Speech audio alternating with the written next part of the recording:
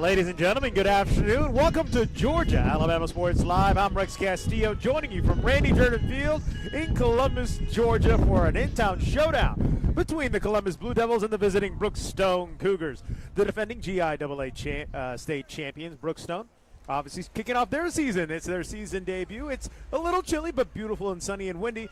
Some would say it's baseball weather because we got uniforms, we got gloves, we got baseballs flying around. It's a beautiful time. Meanwhile, the home side, the Columbus High Blue Devils, a historic program here in the Fountain City, the school, the alma mater of legends, Hall of Famers like one Frank Thomas and a current Atlanta Braves pitcher, currently on the roster right now, Jordan Weems, called the stadium and this field home. Blue Devils coming into this matchup 1-3 on the season with tough losses against the likes of Newnan, Auburn High, and Harris County. Meanwhile, they did get a victory over Northside. Of course, Brookstone kicking off their season, or starting their season, on the same day that spring baseball also kicked off in the major leagues as well. Some changes there as well, but we are excited to be here on the diamond. It's a little chilly, so cannot wait for the true baseball weather to come around with March, April, June, and we'll see if both of these teams can have a long season as well. Definitely a windy day today. Should be interesting to see how the ball flies off the bat today or how it even affects pitching. But it's going to be the Brookstone Cougars in their black uniforms with blue numbers. Meanwhile, the Columbus High Blue Devils in their traditional white uniforms, blue pinstripes, and orange numbers. A great uniform combination that a lot of fans in the Fountain City are very familiar with. Folks, might need a couple more layers. The thermals are on. I know I got about 4 or 5 layers on right now. It's going to be an interesting time here at the Fountain City. We'll go over the lineups here very quickly here, folks. We appreciate you always for joining us here at Georgia Alabama Sports Live. Well, first of all, we got some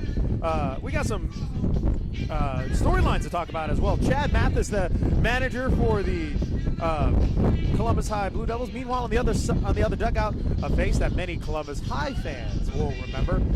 Bobby Howard, one of the assistant coaches on this Brookstone Cougars team. Of course, if you look out here to the left field wall, there's a whole lot of state championships up there, and that's a big reason why, because Bobby Howard was a man to lead them to all of those state titles as well. Chad Mathis trying to recapture the magic here. Meanwhile, Brookstone already ready to hang another banner at their field as well. Whew. Folks, it's definitely a chilly one. Greg Mathis leading the charge here for Brookstone. But your starting lineup, your batting order, for the Brookstone Cougars: Mercer Hudson leading off, Brandon Neal, Maxwell Jones, Luke Lowry, Charles Briscoe, Will Turner, Harrison Baker, Gray Jones, Shanwoo Kim also in there as well, Macon Jackson, Dylan Johnson, Ben Ivy, Shinwoo Kim, Hayes King, Katie, Kit Wilson, Levi Martin, and Luke Grable as well. Meanwhile, for the Columbus High Blue Devils, we'll go down their lineup here very, very quickly. Batting leadoff in right field, Jamari Blackman. In center field is Caden Bryans. Meanwhile, at second base, Axel Sarah will be in the 3 spot. Your first baseman, Walker Bridges, but RJ Griffin is the DH in the cleanup role. At number 5, Michael Nodelman is your pitcher on the mound as well. David Scott Livingston in left field. The man behind the plate, William Randall, bats 7th. David Vega is third base in the hot corner where yours truly played his high school ball. And Maddox Anderson wraps it up in the 9 hole, also your shortstop. Woo, folks, it's definitely a chilly one. And we have both managers discussing the dimensions of the diamond right here.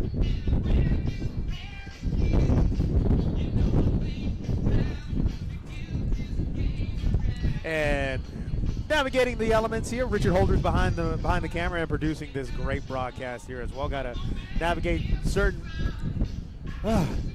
elements here, but again, it's all part of baseball, folks. Once the balls start flying and we got running around the base paths, we'll be all right. Plenty of folks out here with blankets, all kinds of winter gear. Again, not necessarily your ideal baseball weather, but it's always a good day to play ball. Of course, we'd also love to thank all of our sponsors as well, like Glenn Smith Chevrolet, Pepsi, Buffalo Rock, amongst so many others. Thank you so much for joining us here. And here at Georgia Alabama Sports Live, this is all possible because of you watching at home on Facebook and on YouTube as well. Thrift Behringer will also be joining us on the call. We'll switch off duties here between innings here, and it should be an exciting time. We have a couple fans still pouring in, trying to find a spot. Even though it is a cold bleacher day, folks, it is going to be a great day to see the baseball season finally start off here in the Peach State. Two great programs here at Randy Jordan Field. All right, managers have gone their separate ways, and looks like Dan Ewell retired Sergeant Major, one of the men behind the play call and all the strikes and balls here. We don't have the automatic strike zone just yet here, but should be interesting to see how things unfold in spring baseball.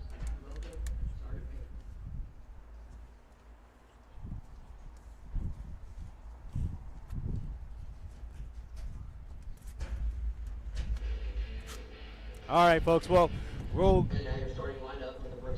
starting lineups will be introduced here for both sides.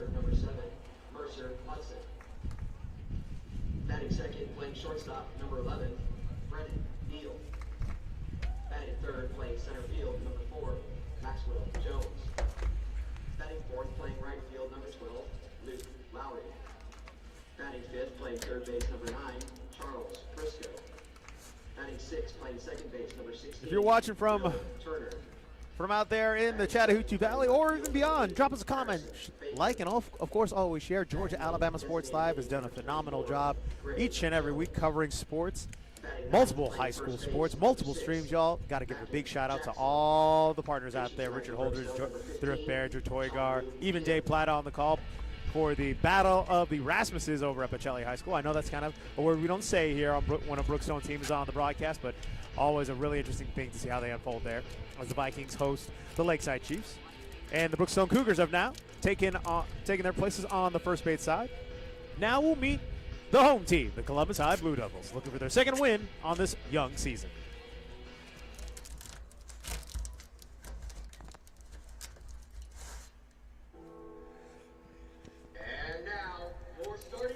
Hell's bells are ringing. That means Blue Hell is here, and the Blue Devils are ready to take their spot in the field. Playing right field, number 45, Smoke Blackman. Batting second, playing center field, number 26, Caden Bryans. Batting third, playing second base, number 32, Axel Sarah. Batting fourth, designated hitting tonight, number 2, RJ Griffin. Batting fifth and pitching, number 14, Michael Nottleman. Batting sixth, playing left field, number 23, D.S. Livingston. Batting seventh, playing catcher, number 18, William Randall. Batting eighth, playing third base, number 27, David Vega. Can you also hear me? Can you still hear me, or is the volume? Yep. Looks like we're still good, folks. Just making some last-minute adjustments here. We're still good to go. All right, folks. We have both teams on the field now. We'll take a break here for the national anthem. And we'll be back here at Georgia Alabama Sports Live with the first pitch between Columbus High and Brookstone.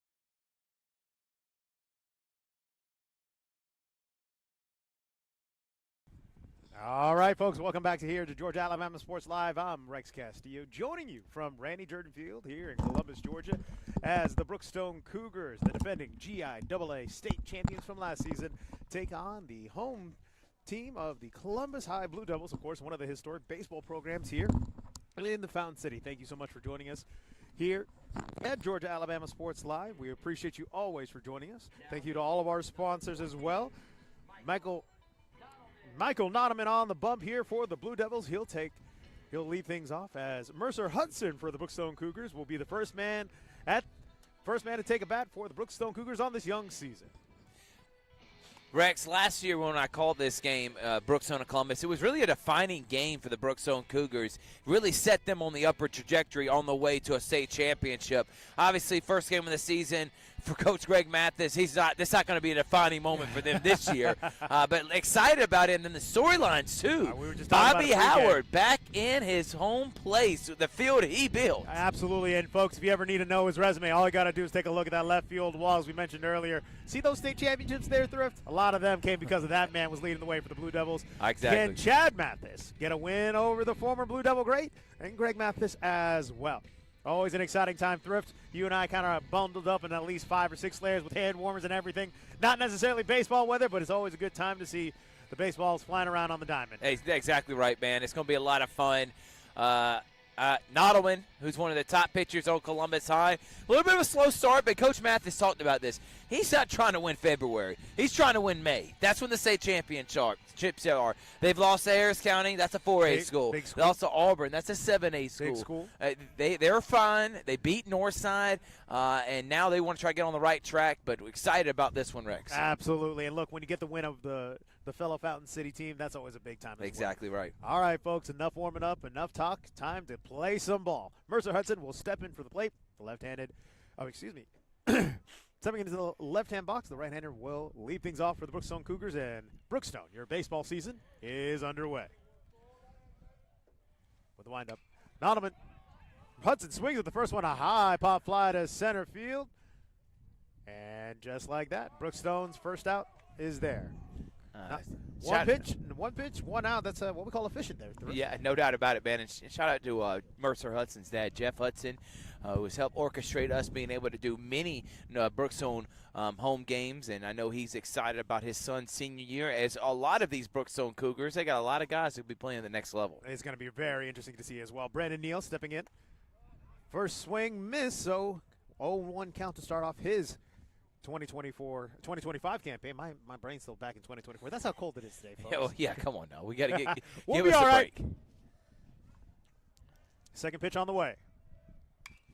Gets a hold of it, but it looks like it go into foul territory, and that is kind of where Rex Castillo parked his car.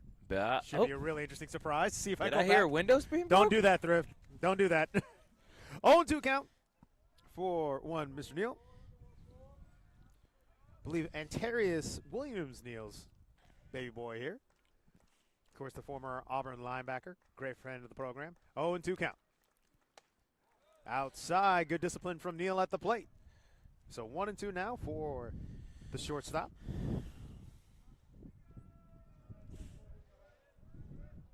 Michael Nottaman gets the signal. Into his windup. Breaking ball is smoked down the left field line. Fair ball. Neal circling around first base.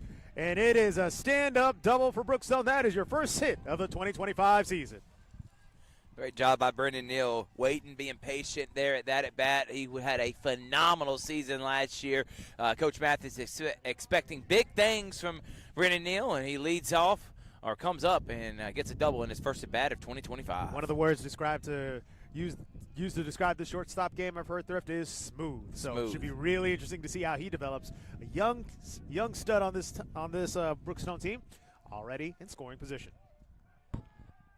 Trying to pick off there. Ball goes past first base, but Neal decides to stay at second. Nottaman not afraid to throw back there and get your jersey a little bit dirty. Because you go home with a clean jersey, you didn't do anything on the Come on now, the especially when you're wearing white. Come Let's on go. now. All right, Nottaman with a runner in scoring position. That's Neal. Maxwell Jones at the plate. First pitch to Jones. Looking strike. 0-1 for Jones there. Neal getting making things interesting out there at second base. 0-1 count. Absolutely gorgeous field here. It Rex. really is. One of the great venues here in Fountain City. Swing and miss for Maxwell Jones, so an 0-2 count with a man in scoring position. 1 away for Brookstone. Mercer Hudson more aggressive with his first swing. It was a high fly out to center field. Ken Jones moved Neal around. 0-2 pitch on the way. Just inside. Nottleman trying to get him to swing. Jones stays disciplined. 1-2 count. 1 away for Brookstone. Neal getting a decent lead there at second base. If Jones can get a good swing here, maybe bring the Cougar home. Foul tip for Jones. He lives to fight another day. 1-2 count for the Brookstone Cougar.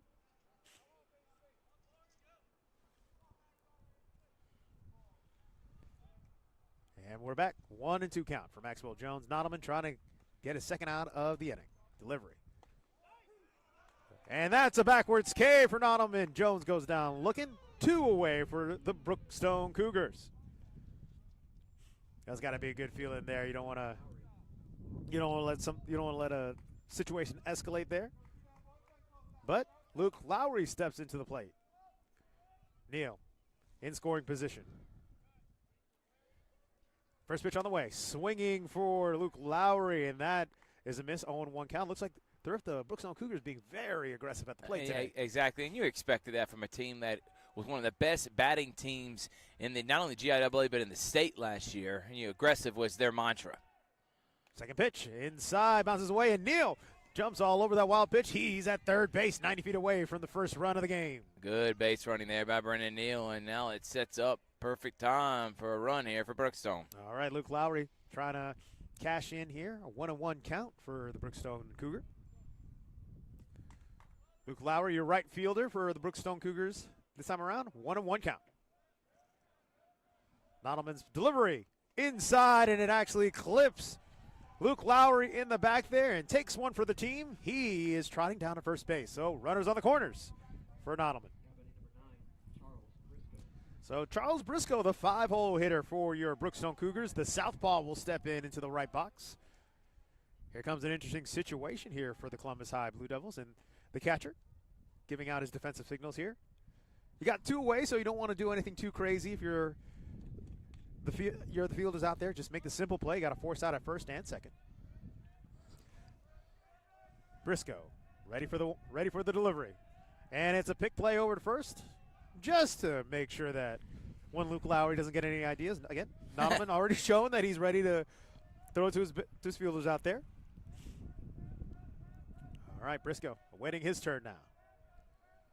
Nottleman in his windup delivers. Gets the outside corner, 0-1. That's a beautiful pitch there from Nottleman. And already he's got a backwards K here, so just needs one more out to get out of this jam. Quick throw over to first base. Luke Lowry all over it. It's one of those things. Those who hesitate are lost out on a baseball diamond. All right. Briscoe waiting for the second pitch. 0-1 count. And we have time. It's a little gamesmanship here between the batter and pitcher. Yep, always happens in a battle of wills. I see what you did there. Chris Briscoe now back in the box. Nottleman looking for a second strike. On the way. Lowry on the move, but this one popped up, and it's going to be a simple catch here for Columbus High. No damage done. Brookstone leaves 2 runners on. So your score is 0-0. Nottleman gets out of a jam, and that'll do it for the first at-bat for the Brookstone Cougars on this season. You're watching Georgia Alabama Sports Live. Rex Castillo, Thrift Behringer here. Trying to stay warm here on top of the bleachers here at Randy Jordan Field. We'll take a quick break. And up next, the Brookstone Cougars will be on the mound, and Columbus High will be in the plate.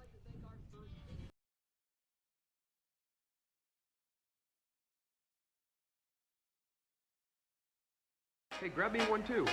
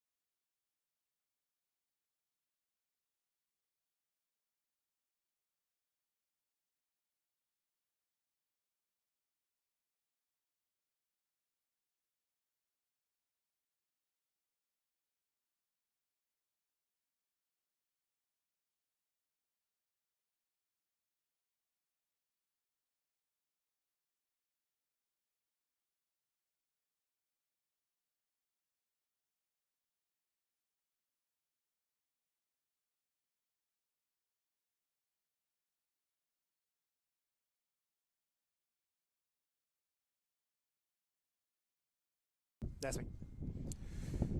Ladies and gentlemen, welcome back to Randy Jordan Field. Rex Castillo here, joining you as the Brookstone Cougars and Columbus High Blue Devils are squaring off here.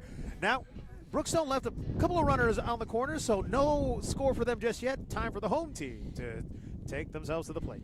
All right, Chan Woo-Kun on the bump here for the Brookstone Cougars. Number 45, Jamari Blackman, the first batter of this matchup. First pitch, outside. It is very windy here today. The wind coming from outfield in and then kind of swinging over to the left field. So really interesting to see how this will affect the pitching here from Kim. 1-0 count. Jamari swinging on that pitch, and it foul ball to the behind the plate. So 1-1 count. The sun shining directly in the batter's eyes as it settles there in the west. So very interesting setup here for Randy Jordan Field. But again, Thrift, one of the beautiful venues out here in the Fountain City. And folks, thank you so much for joining us here at Georgia Alabama Sports Live. Again, Rex Castillo joining you here.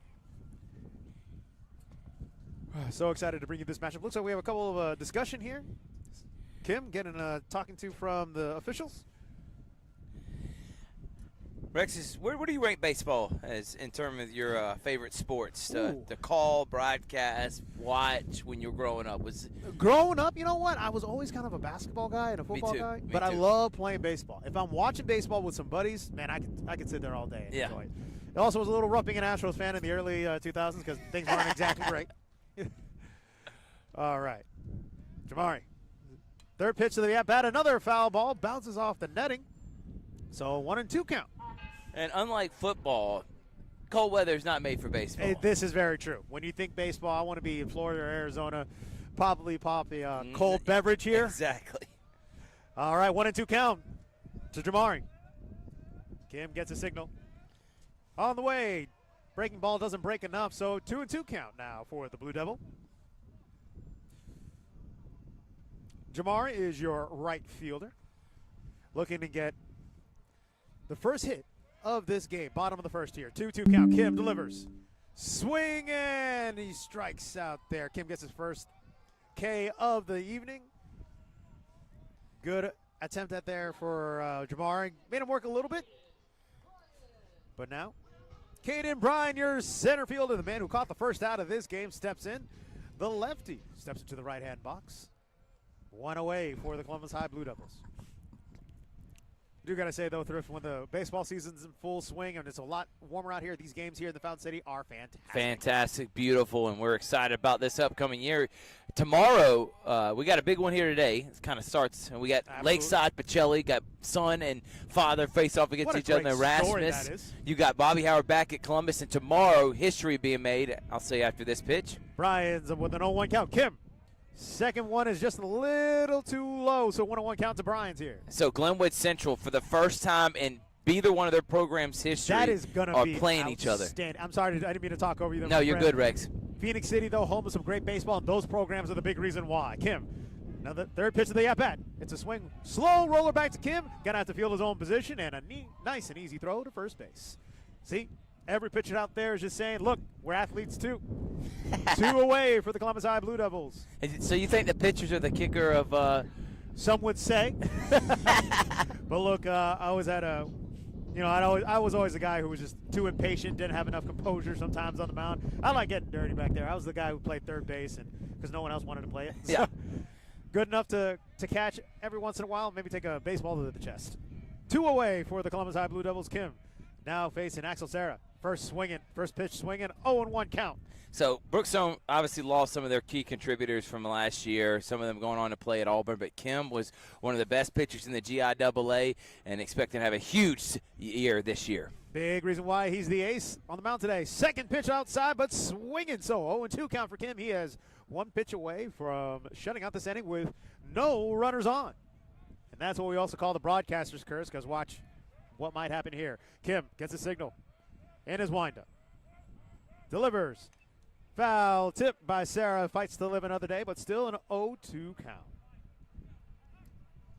I gotta tell you, folks, here at Georgia Alabama Sports Live, it's fantastic broadcasting all of this talent because, my gosh, every sport, every season, someone's contending for some kind of championship. That's what literally I was telling Jeff Battles today on the Sports Vision Morning Show. Every single sport, they're having someone, no matter what it is, competing for a championship. All right, Kim, with his delivery.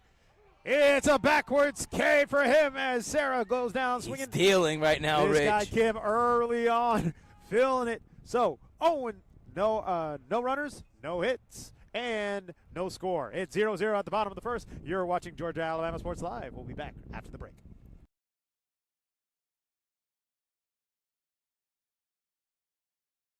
Hey, grab me one too.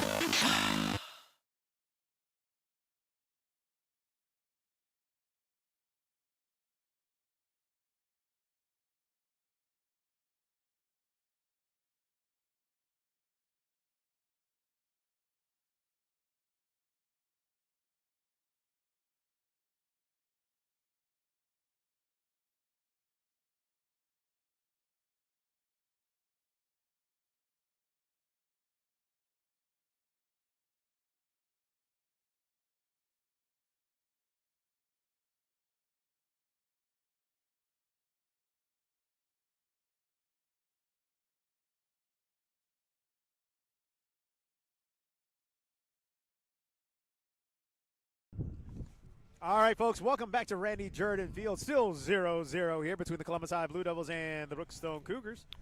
Got a lot of blankets out here, Rex. It's a lot not of a bad blankets. idea. I'm kind of wishing I brought one. Will Turner at the plate here, first swinging as a foul tip. So 0-1 for Turner.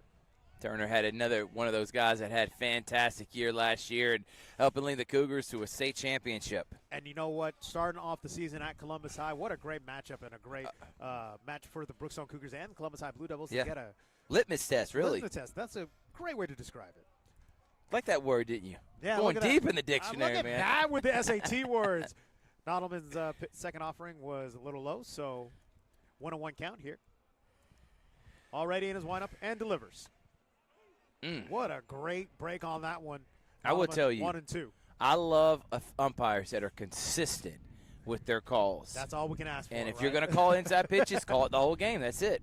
Next offering, turns around on it. This one heading towards the foul territory and out of the ballpark. And folks, when you come to a ball game, just be careful where you park. Luckily, no windshield's broken on that one. Yeah, Will Turner on a 1-2 count, no outs. So Brookstone 28-5 last year. Taft Middleton was that player went 5-16. He's not here anymore. Cole Sansel's not here anymore. Those guys were elite contributors. Brookstone still very talented. Turner with another offering. Wow. Hammers this one to left center field. Two Blue Devils on it, and this one falls for a base hit. Turner gets a stand-up double, but slides in there. Get the uniform a little dirty. I don't think that was a tough play, Rex. I'm going to be honest. I think he took his eye off the ball there. Well, also with all this wind, a lot of stuff can happen up there, but you're right. That's a play that you got to make. Exactly. You got to keep focus, and you're probably right. Maybe at the last minute the wind may have changed the trajectory a little bit, but that's going to be a double. Harrison Baker now in the play for the Brookstone Cougars has a man in scoring position. And look, I've been that guy to drop a fly ball for my pitcher. I'm like, look, man, I owe you a Coke after the game. That's on me. Nodelman now facing Baker. No outs here. Delivery. Baker swinging 0-1 count now.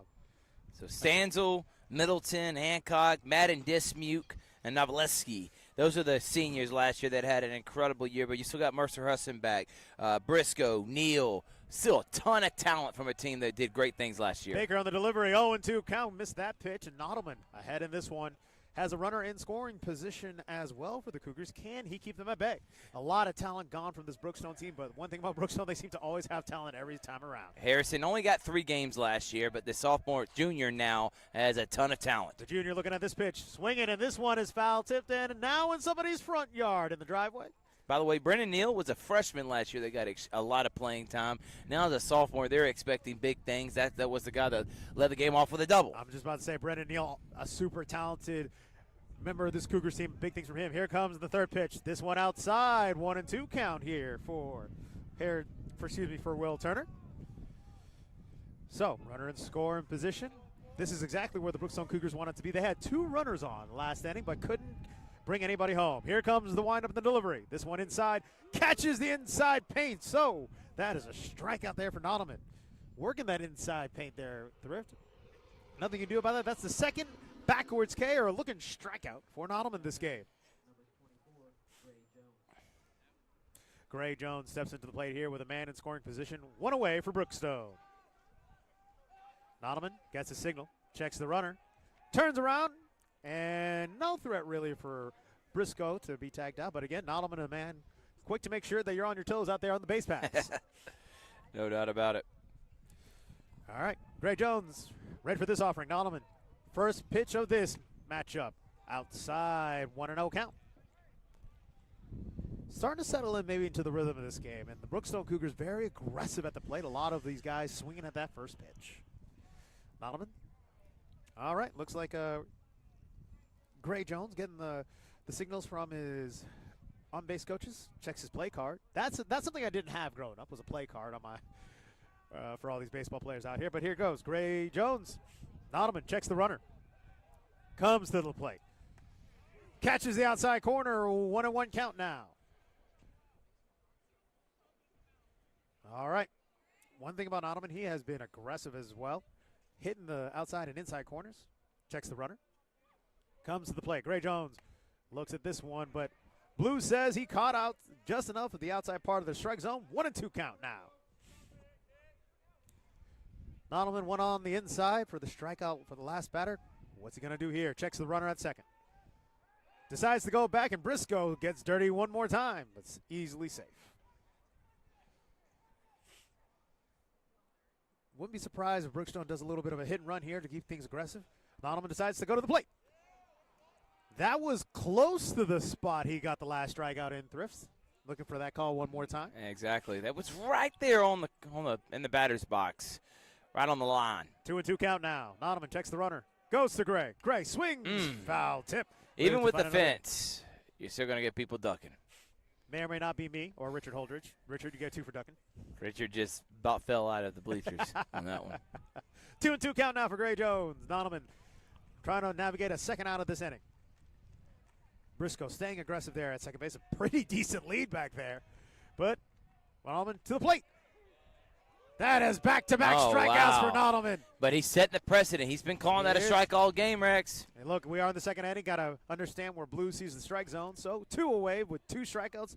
2 looking. Macon Jackson, the big first baseman, steps into the plate now. Can't leave another runner out there. Nottleman checks the runner at second. Comes the home plate. Big fella goes swinging on the first pitch. Foul tip. 0-1 count. Again, that aggressive mindset all the way from the first batter to your 9-hitter. Jackson, another one of those guys, didn't get a lot of playing time last year. Going to have a big opportunity this year as a start first baseman. Nottleman to the plate. This one outside. It's a 1-1 count for the big fella.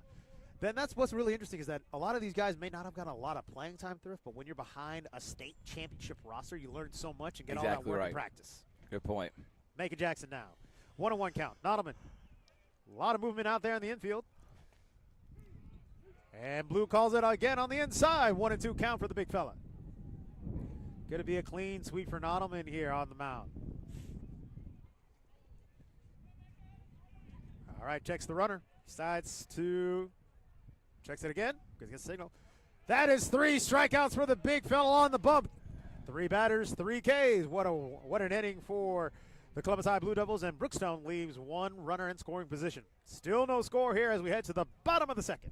You're watching Georgia Alabama Sports Live as Columbus High takes on Brookstone. We'll be back right after this.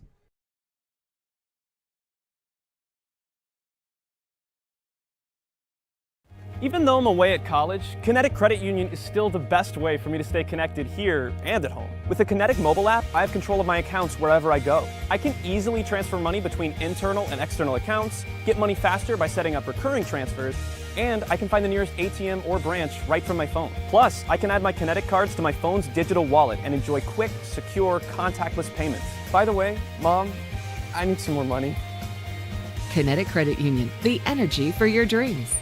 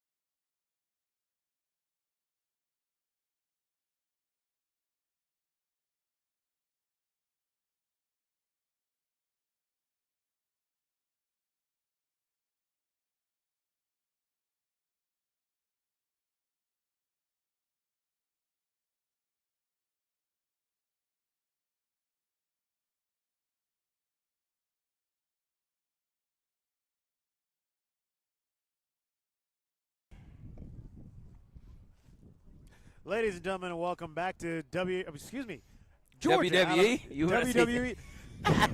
It's going to be a slobber knocker. Folks, welcome back to Randy Jordan Field here at Columbus High School. Still no scores here between the Brookstone Cougars and the home team, Columbus High Blue Devils. Kim on the bump. Had a great showing last inning. Had a couple of Ks. And Do you expect it to get warmer with the sun going down, Rex? RJ Griffin swinging. I'm going to ignore everything that they're saying about the weather right now. No, it's definitely going to be interesting to see how they brave the elements here. Kim, ahead 0-1 on this count. Second offering. And I feel like games like this, these are pitchers battles type 100%. games. Pitchers love this type of weather because no one wants to hit that off the end of the bat, and you know how it stings. How it stings, and again, with the wind here, it could be really interesting to see how the ball moves in this game. Kim with the delivery. This time catches the outside corner, 1-2 count now. I mean, he has been dealing, Rex. Really he has been fantastic to start this one. But you didn't expect anything else from a guy that was All-State last year. That's a big reason why he is, folks. The man to be the first pitcher of this new season gets his signal. Going for the K. This one foul. Tip to RJ. Heads up over there. And oh, that's going to hit a house. And I'm into the wondering, front yard. for the houses that are back here, Yeah. what kind of insurance do you got to make That's sure? Because there's no way you have not, in all these years, ever had a busted window from one of these One of the things I would do, first of all, is get a home schedule for Columbus High and see what I have to do. All right, folks, here we go. Kim, 1-2 count, no outs. RJ Griffin trying to stay alive here. Kim gets a signal, but timeout from the big fella here. You know, that's the part of the baseball game that I do enjoy is that battle between the hitter and the pitcher, and the hitter calling timeout to get the pitcher off his psyche. You know, it's always fun. a battle of wills, man. It's a little bit of chess here. Kim gets a signal here. RJ waiting for the offering with a 1-2 count. Big breaking ball, but misses up a little too high, so 2-2 count now. He felt like it came out of his hand good. It just didn't break enough to get right there in the strike zone. Sometimes you think it's going to break like crazy, and it doesn't break enough. But here we go. RJ still alive, 2-2 count, no outs. Kim gets the signal into his windup. Heater down the middle, and looks like he's going to slow roll into second base. RJ going to try and leg it out. Oh, wow. This is the first base throw. The throw to first base is off, so RJ gets there on an error. And you were talking about the sting of the hands with the bat in the cold. That's exactly what he's feeling right now. And I felt like because of how it was such a slow roll, it kind of rushed the second baseman, and then he felt like he had to rush the throw there. I felt like he still had time to set his feet. He didn't, and that's where he led the bad throw. Sometimes slow is smooth and smooth is fast in baseball. And, well, wasn't pretty, but no one said it had to be pretty. Blue Devils have a runner on. Now here comes the pitcher, Nodelman. Trying to help out his own cause. No score just yet. Kim gets the signal. Throws to the southpaw. Just a little bit outside. 1-0 count now for Nodelman. I know if you're Coach Mathis, this game and the first couple weeks of the season is for those guys that didn't get experience last year. Figuring out who your roster, who are going to be your go-to guys, who's going to take on that leadership role. More than about winning and losing in baseball, it's more about establish yourself early in the season. Kim, delivery here. Nodelman with a foul tip and went straight back here, and a whole bunch of folks jumping. I'm not going to neither confirm nor deny if I jump. 1-0 count, 1-1 count now for Nodelman.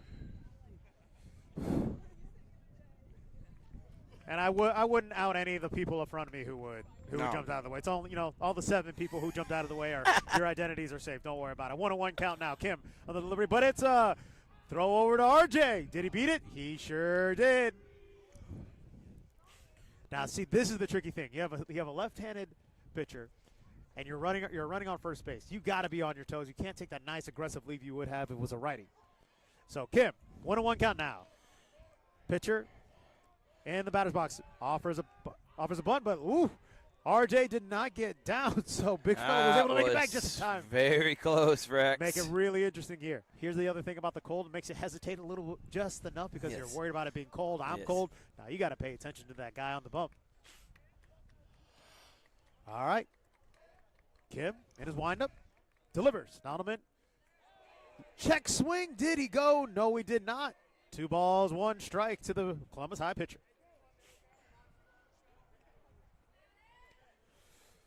So here we go, folks. Always interesting when a pitcher's in the batter's box facing the starting pitcher of the other team. 2-1 count now for Nodelman. RJ, a little bit bigger lead over there at first. Kim in his windup delivers. Nodelman, a bouncer up the middle. Looks like it could be what a play. Almost a double play. At least they get 1. Great play there. Great diving play on the high chopper. Those are always tough to deal with. And Will Turner making up for the bad throw with an excellent sliding and then the little pitch there at the end. That's not an easy play. He made it look smooth, but I promise you, not many people can do that. Nice job by Will. Your interior infielders are some of your best athletes out there because they got to make crazy plays like that. By the way, Rex, Columbus has got one of the best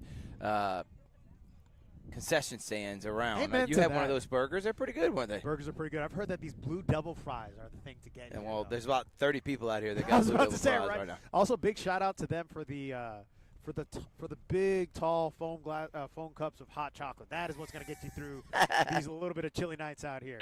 You saw that. Your eyes got huge. Absolutely. First thing I got. All right, Nodelman gets the first base, but it's going to be subbed out. Michael Fox is going to take his turn because you need to keep your ace in the dugout there to stay warm.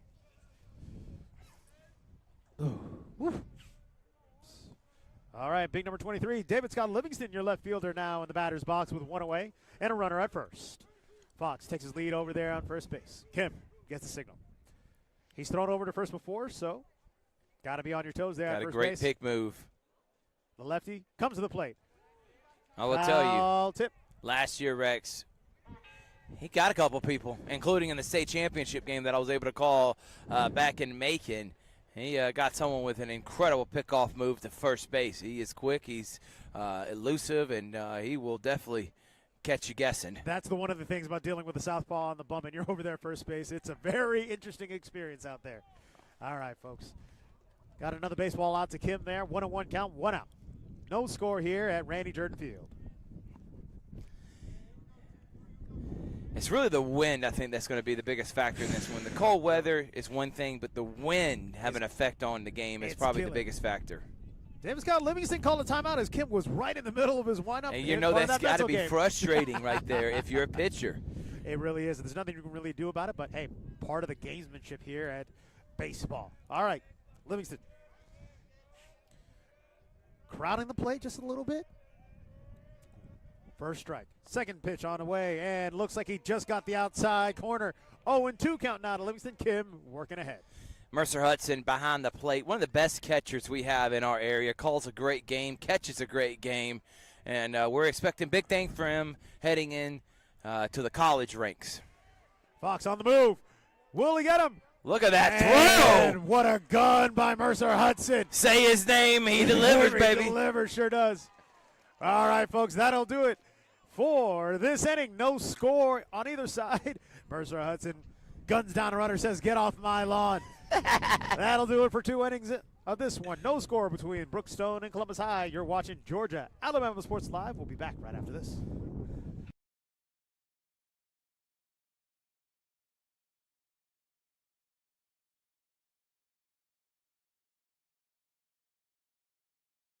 Hi, my name is Griff Gordy, and here at Gordy Eye Care, we have been serving the Bi-City community for 17 years. As a former state championship quarterback, I love the fact that I can watch local high school athletics from the comfort of my own home. So it was a no-brainer to support Georgia Alabama Sports Live and what they do for young athletes in our area. And without business like yourself, Gordy Eye Care, none of our coverage would be possible. To be able to cover these 16 different high schools, the local colleges, and professional teams. So we'd like to say thank you to you, Dr. Griff Gordy, and Gordy Eye Care for your support of Georgia Alabama Sports Live. And then you can make an appointment today at Gordy Eye Care with the number 334-291-5125. Keep supporting Gordy Eye Care and keep watching Georgia Alabama Sports Live.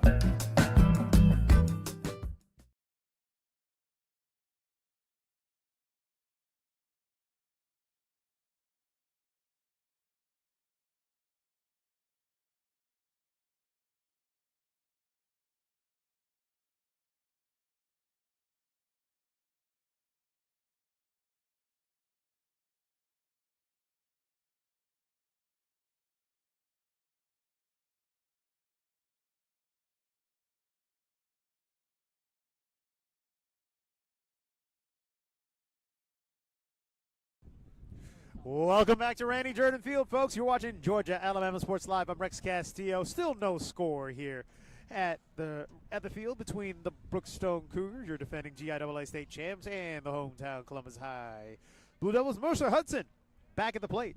Nottleman with his first pitch. Once again, just misses inside, and he loves that inside part of the plate. 1-0 count for Mercer Hudson, who had a great throw to first to get Michael Fox out to end the inning there. Top of the third here now. Hudson gets a hold of this one, but it looks like it'll fly foul. That's what we call a very loud strike. So, 0-2 count for Mercer Hudson. He was aggressive at his first time at the plate in his first appearance. Swung and was a fly ball that was caught. So the catcher, very aggressive here. 1-1 count.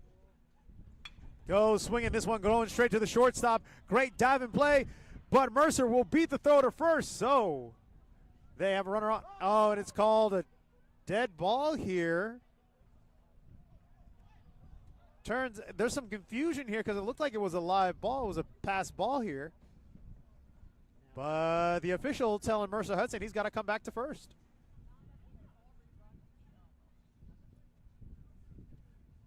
A little bit of a discussion here, but Mercer Hudson thought he had a double there, stretched an error into a double, but looks like he's going to have to stay at first. Interesting call there.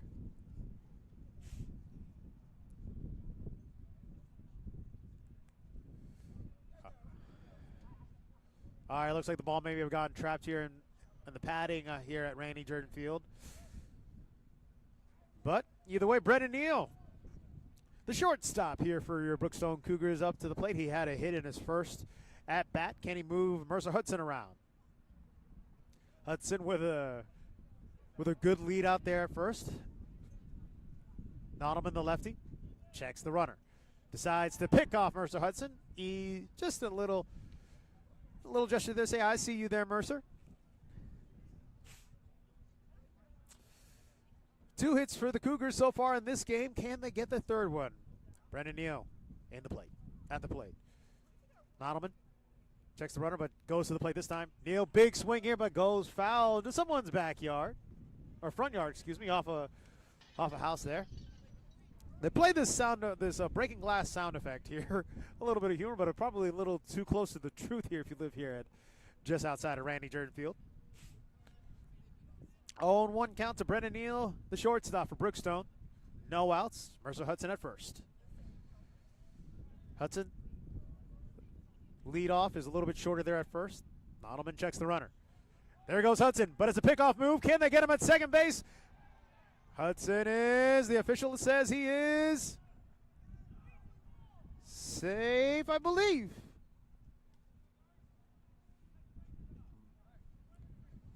Mercer Hudson beat the throw off second, even if it was off a pick move. So now Brookstone has themselves a runner in scoring position. Brendan Neal taking his time now in the batter's box. Mercer Hudson at second. Nottleman checks the runner at second now. To the plate. Neal, big swing, but this same result foul ball, so 0-2 count now for the shortstop. Boom. All right, folks, 0-2 count now. Brendan Neal just a little late for the foul ball, but can he get this time to deliver? He was 0-2 last time here and delivered with a big hit. Can he do it again? Nodelman checks the runner. To the plate. Goes after a high ball. It looks like, will it stay fair? Rolls foul. Has to come all the way back, but great speed there by Brendan Neal. Has to come back, though, after this foul tip. Again, thank you, everybody, for joining us here at Georgia Alabama Sports Live. Still no score between the Brookstone Cougars and the Columbus High Blue Devils. Brendan Neal, 0-2 count. Nodelman, no out. Shout out to Thrift Berger bringing in the hot cocoa. Delivery to Neal. This time, big swing. Will fly ball out to right field and caught for the first out of the game. Mercer Hudson tagged up. Acted like he was going to go to third. Brendan Neal, a great at bat as well. Made Nodelman work for it, but 1 out and no score.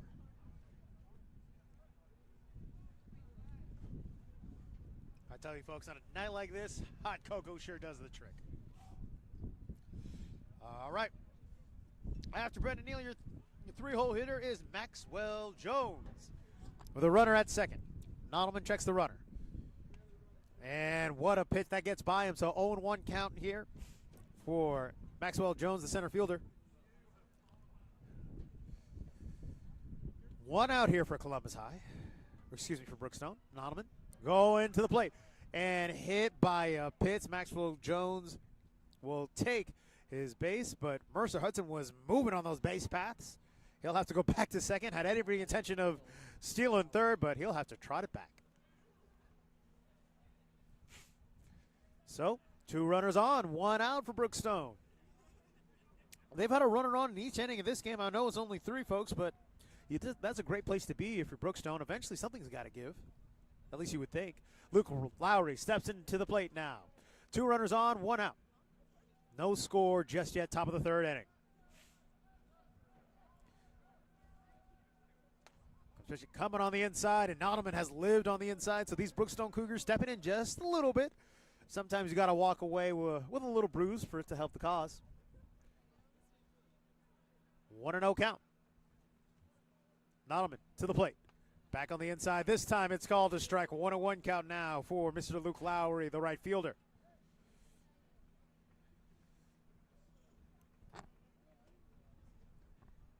Always an interesting dance here. If you know a pitcher is going to go on the inside, a lot of aggressive batters will step in instead of giving that space. Mercer Hudson dives back to second for the pick play. Easy save. He's been busy on the base paths as well, as Nodelman will keep him on his toes. Already stolen 1 base. Can he get another one?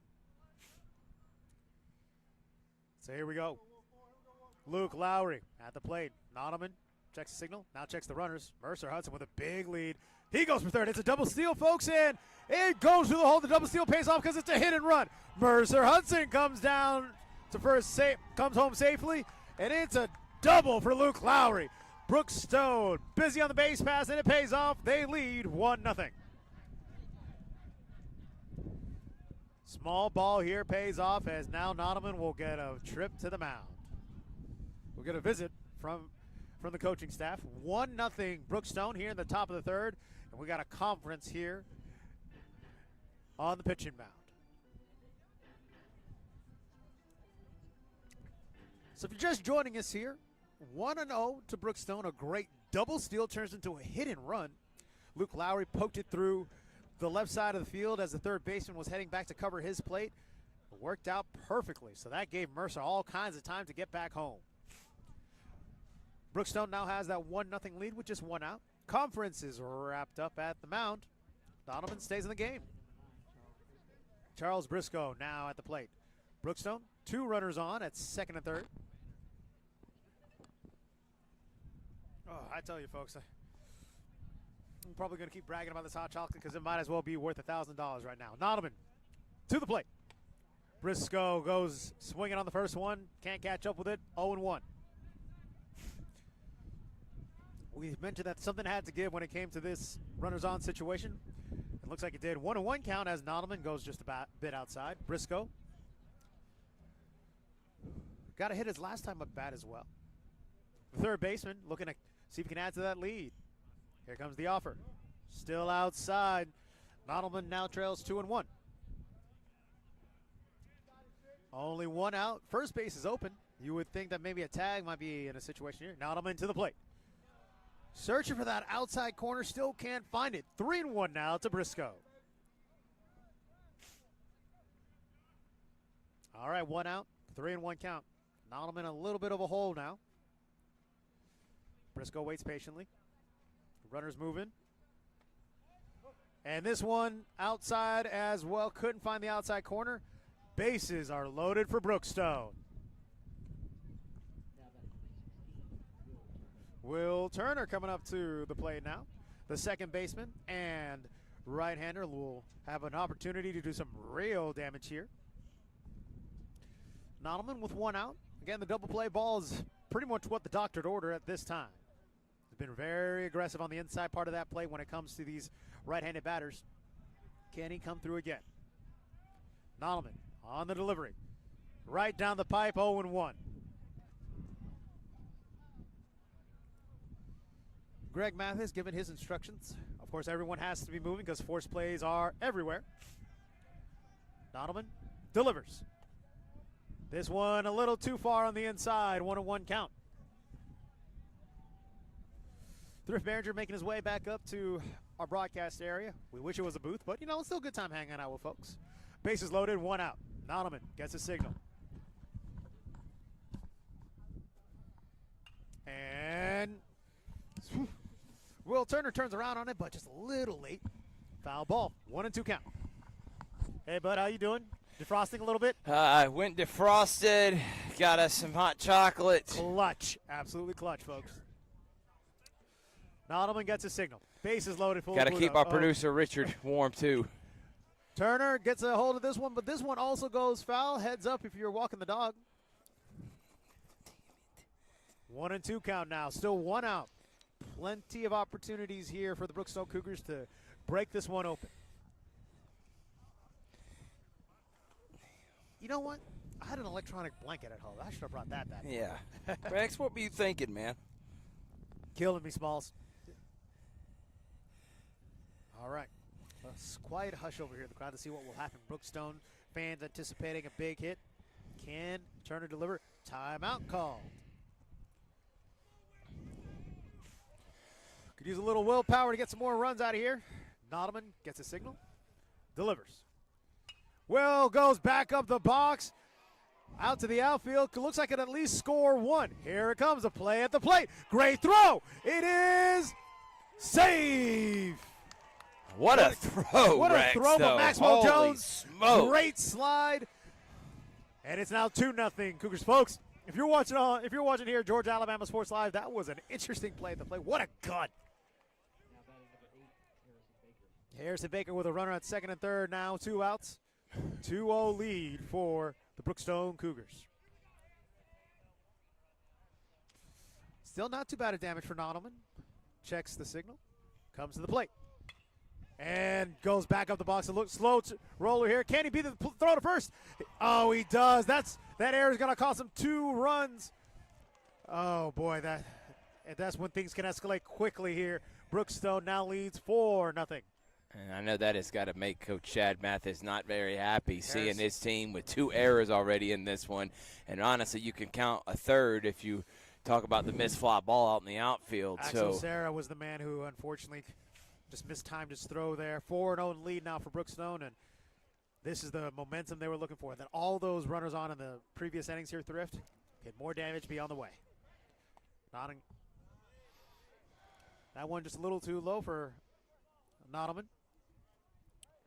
Gray Jones at the plate here. He leads this lead 1-0. Pick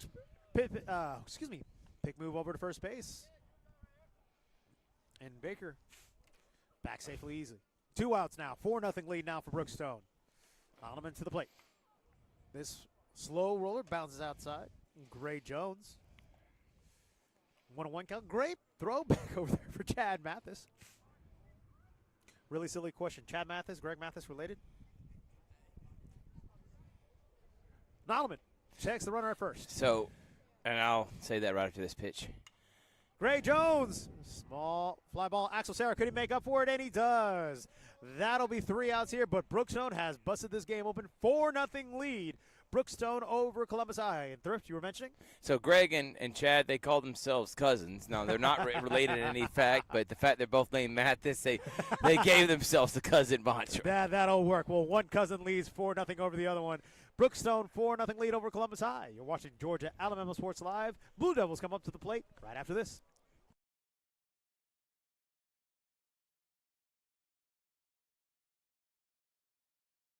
Georgia Alabama Sports Live wants to say thank you to one of our presenting sponsors, Buffalo Rock, and their partnership with everything that we do. And without businesses like Buffalo Rock, we wouldn't be able to go cover softball, volleyball games, every type of high school sport you can think of, local college games, and professional. So thank you to those businesses that support us, and specifically Buffalo Rock. And next time you're watching a Georgia Alabama Sports Live broadcast after a nice long day, why not enjoy it with a nice, refreshing Sorry? The best lemon lime soda around. Thank you to Sorry and Buffalo Rock for our partnership on Georgia Alabama Sports Live.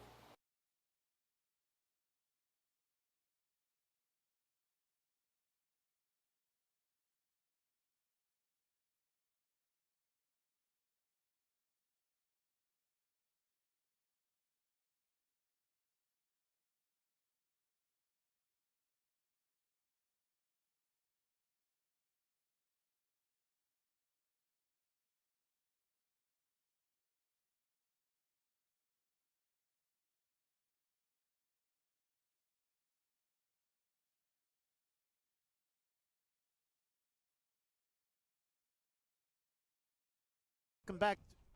Hey, folks, welcome back to Randy Jordan Field here. I'm imagining it's a nice, beautiful 75-degree day in Columbus, Georgia. Yes. I wish it was. William Randall, your catcher. Up to bat first here for the Columbus High Blue Devils, who trail this one 4-0. Kim, all-state pitcher, comes to the plate. Inside with the heat, but it bounces off the backstop there. If you're just joining us now, it was a tremendous inning for the Brookstone Cougars. A hit and run brought in Mercer Hudson, and then fortunately an error brought in 2 more runs here, and Brookstone just kept on capitalizing. So they lead 4-0 now. Kim gets a signal, comes to the plate.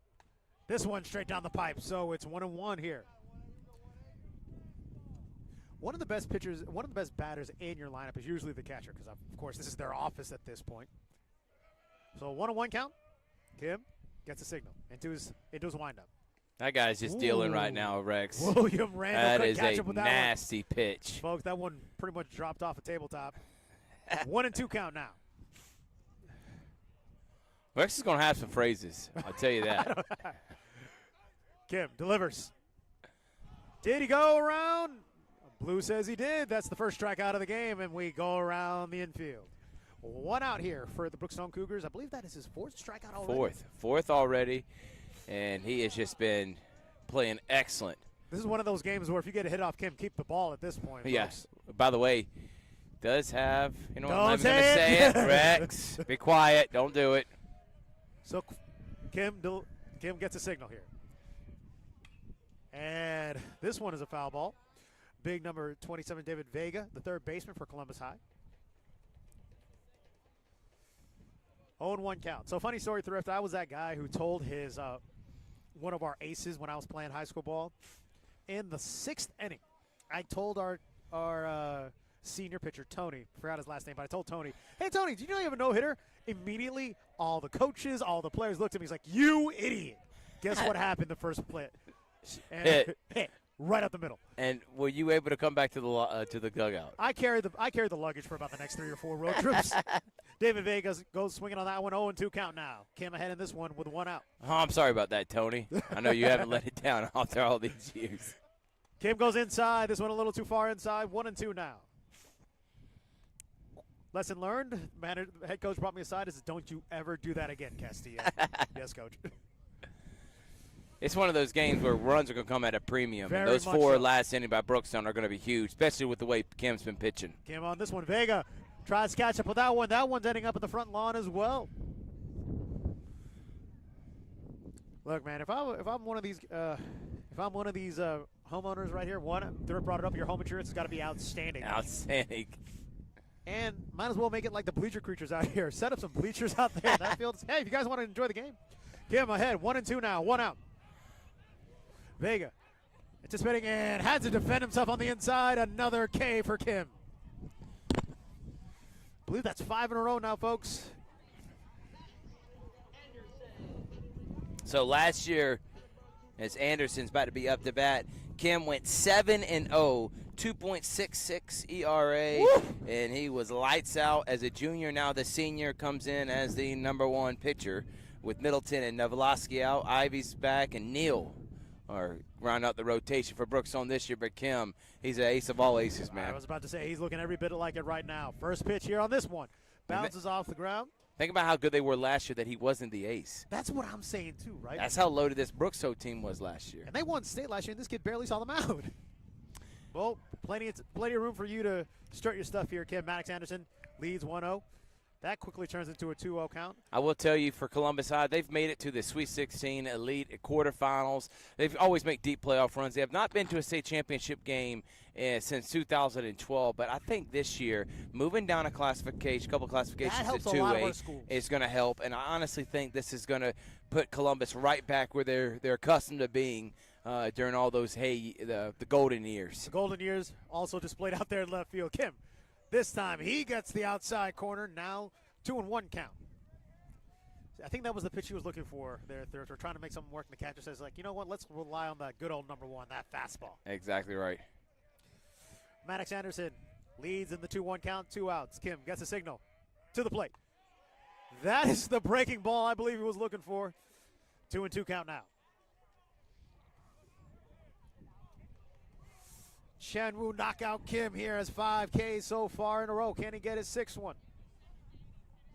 Kim gets a signal. In a rhythm right now, Thrift. This one bounces off the ground. 3rd time he's done that this at bat, so full count. As a pitcher, you never want to give up on one of your pitches, but sometimes you just got to realize, you know what, man, this might not be the day. You got to go. Producer Richard Holder's doing some jumping jacks and good old Army calisthenics to keep himself warm. Full count pitch, payoff pitch is outside. Maddox Anderson fights this one off, and a rare base runner for the Columbus High Blue Devils. I believe that's just their 2nd one of the game. Hey, it was a great battle at the plate, and Kim has been lights out, but you know that one's going to kind of eat at him for a little bit. Back at the top of the lineup for the Columbus High Blue Devils here, folks. Jamari Blackman steps into the plate with 1 runner on and 2 outs. Blue Devils looking to finally get on the scoreboard. Bottom of the 3rd. Kim, here comes a bunt. That offering is no good. Mercer Hudson throws it down first. Maddox back easily.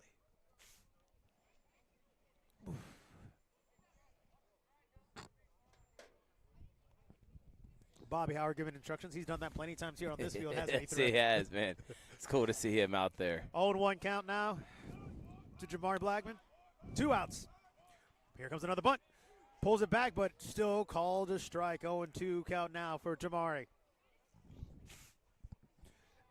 The longtime assistant, now head coach, Chad Mathis, to Bobby Howard there, coaching against his former boss. Jamari looking for an answer here. This curveball easily scooped up by the first baseman. What a way to field your position. First baseman, underrated athletes as well. And Columbus High leaves a runner on. So they still no score here. Brookstone leads 4-0 in the bottom of the 3rd. We're heading to the 4th inning. You're watching Georgia Alabama Sports Live. We'll be back right after this.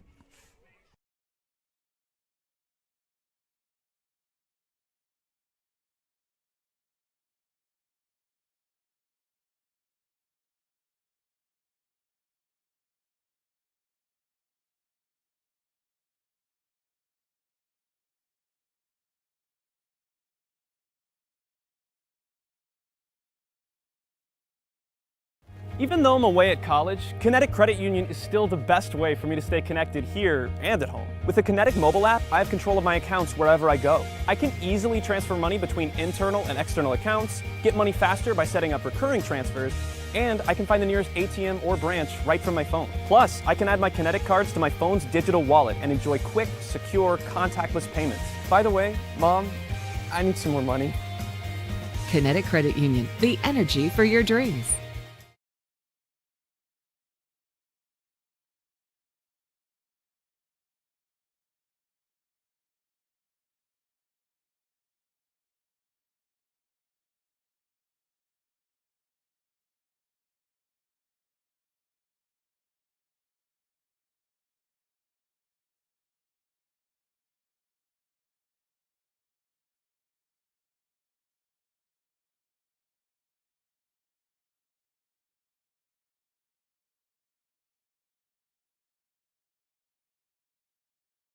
Yeah, let's roll. All right, folks, welcome back here to Georgia Alabama Sports Live. Brookstone leads 4-0 here in the top of the fourth. Looking to add more momentum here. Making Jackson, the big first baseman, leads it off, and a screamer out to left field, easily brought in. Thrift, these guys at the plate, I tell you, Brookstone. They come one pitch, and they're swinging the bat, man. I like that, though. I like it. No reason to wait around here. Mercer Hudson, another guy. We're at the top of the lineup for you Brookstone fans. The catcher has a hit, a stolen base, and I tell you, if 7 gets on the base paths here, Thrift, get ready to be the agent of chaos that is number 7. No doubt. Mercer swinging. Nodelman gets him there, fools him, trails 0-1. And that's exactly what happened.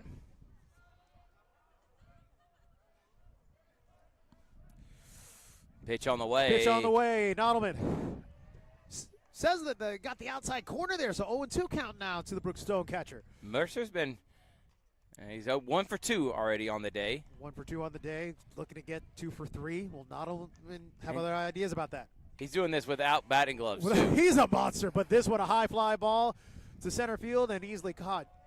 A much faster inning here for the Brookstone Cougars. Whew.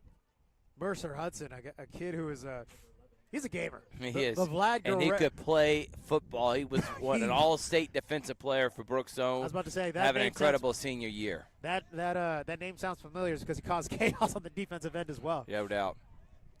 Going with the Vlad Guerrero Sr.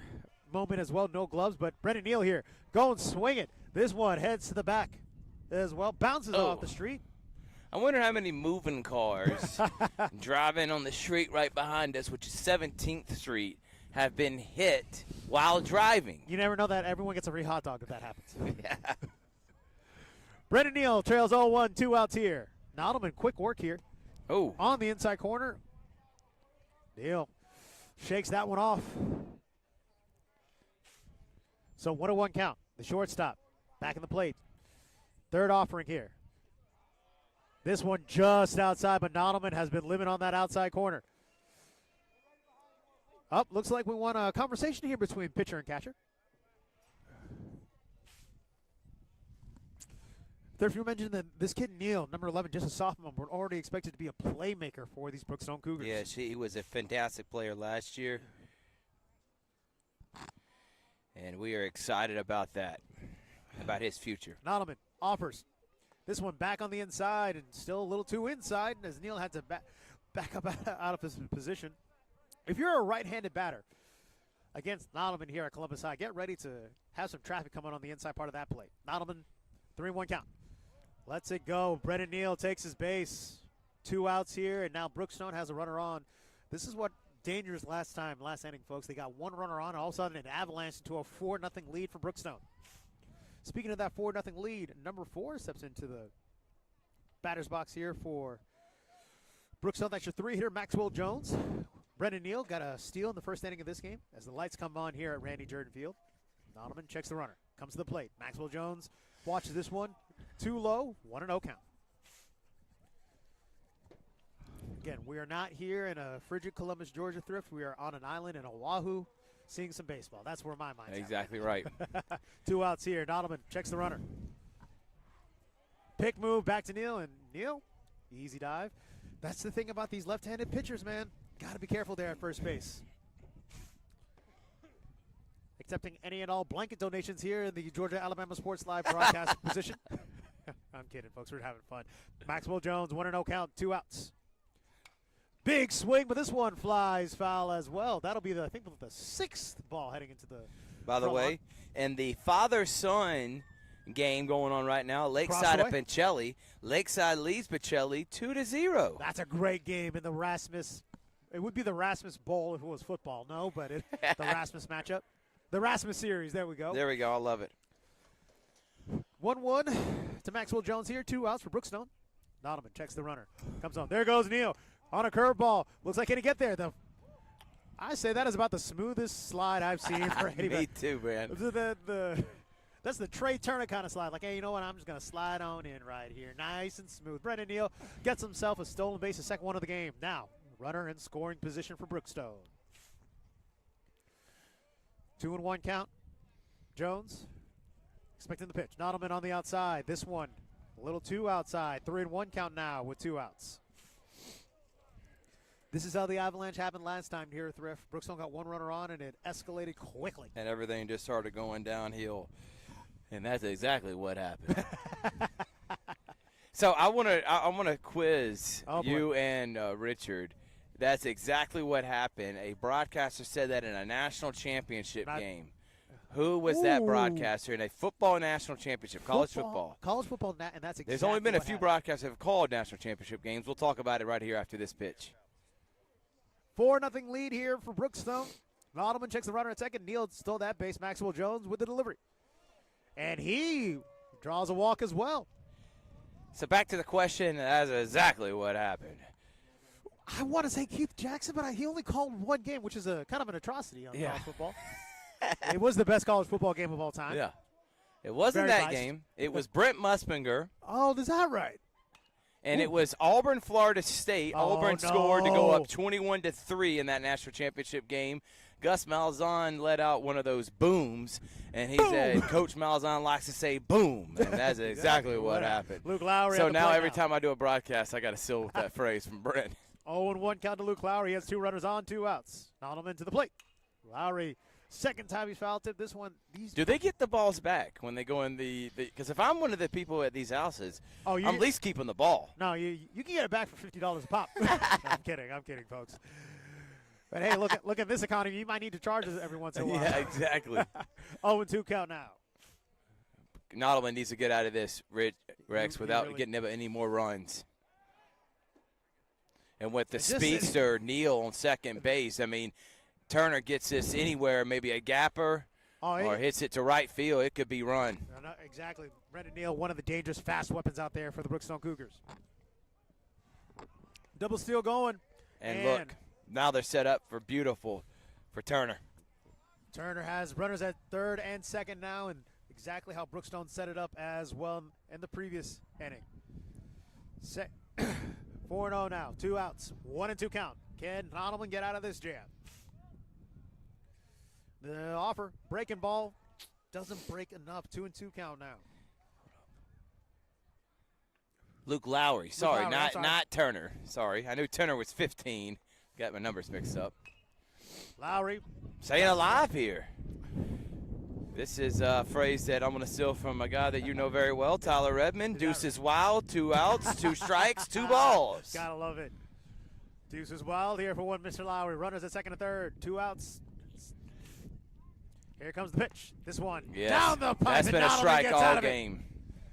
That's a way to stop the bleeding there. Still 4-0 lead for Brookstone. Nottleman with a great pitch to keep the runners at second and third. Brookstone still leads 4-0. You're watching Georgia-Alabama Sports Live. We'll head to the bottom of the 4th when we come back.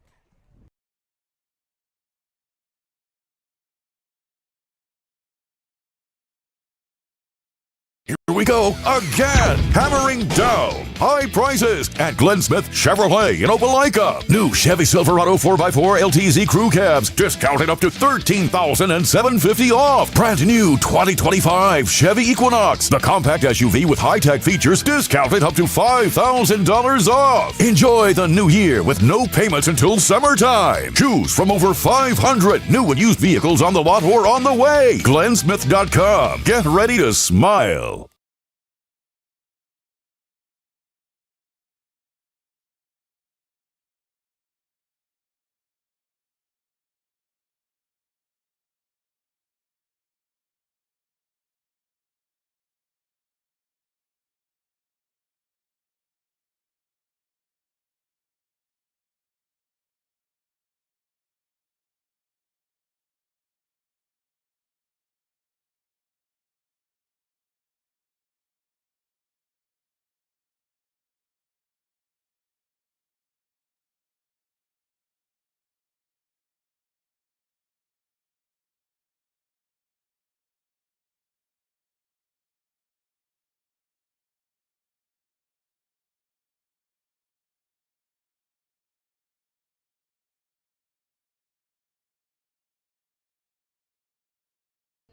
Caden Bryans at the plate here, folks, as we're welcoming you back to Georgia Alabama Sports Live. We are at the bottom of the fourth as Columbus High trails, visiting Brookstone, the defending GIAA state champs, 4-0.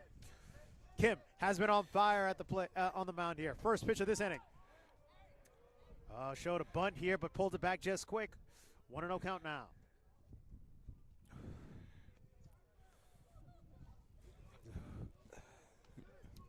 Caden Bryans at the plate, trying to get something going here for Columbus High. Big swing here. This one bounces foul. 1-1 count now. Well, folks, 1-1 count here, no outs. Great performance on the mound here for Kim. This kid has been on fire. Columbus got a big win over Northside last week. Northside led under Tracy Powell. They're going to be a great project this year, improvement. But this is a veteran team here. There no might doubt be a lot of new faces here, but plenty of experience behind those state championship players. You know that these kids want to carve their own legacy. Kim trails 2-1 here to Bryans. In his windup, Kim delivers. This one bounces on the outside here. 3-1 count now. It's always interesting to see how the elements play a factor here. The wind has died a little bit, and we know we're very thankful for that here in the Georgia Alabama Sports Live broadcast position. no doubt. 3-1 count, no outs. Bryans trying to see if he can get a walk. Big swing here, bouncer up to the second baseman. Can he beat the throw? Oh, just step behind. That is the first out. Now batting number 34, Axel Serra, the second baseman, up to the plate now. One out here for Columbus High. Kim through a good battle there. 3-1 count here. But now, second batter up here, Axel Serra for Columbus High. Kim gets the signal. Him and Mercer Hudson have been in sync in this one. First pitch, foul tip. So you're starting to see Columbus start get a little bit more aggressive on those first pitches now, trying to get because they're down 4-0. Bat's got to wake up here in the bottom of the fourth. Got to change it up just a little bit. Kim bouncing up and down on the mound, trying to stay warm, as we all are out here at Randy Jordan Field.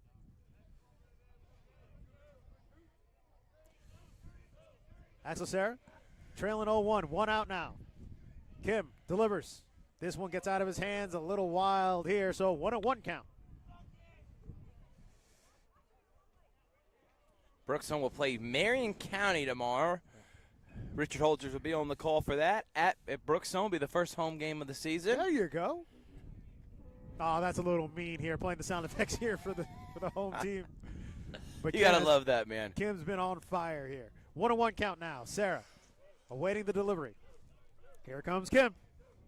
Big swing. Serra can't catch up with him. 1-2 count. I tell you, when this kid is on, if you watched him last season, he is lights out. And to come out in their first game in this type of weather to throw this game, the game he's throwing so far against a team that's already played 4 games, this is your first. And that's strikeout number 7. I believe Come on, so. man. Or at least 6. At least. What a game Knockout. for John Yu Kim. John Yu, knock him John out, Woo Kim. What a monster here.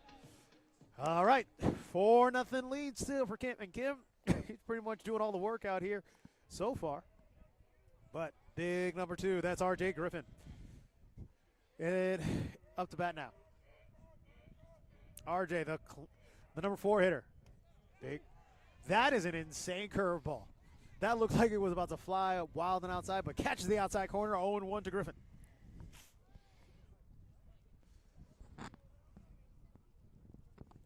Kim in his windup delivers this one to R.J. R.J.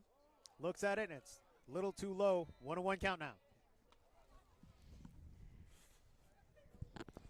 It's almost like watching a shooter in his rhythm right now. Kim is in the zone right now.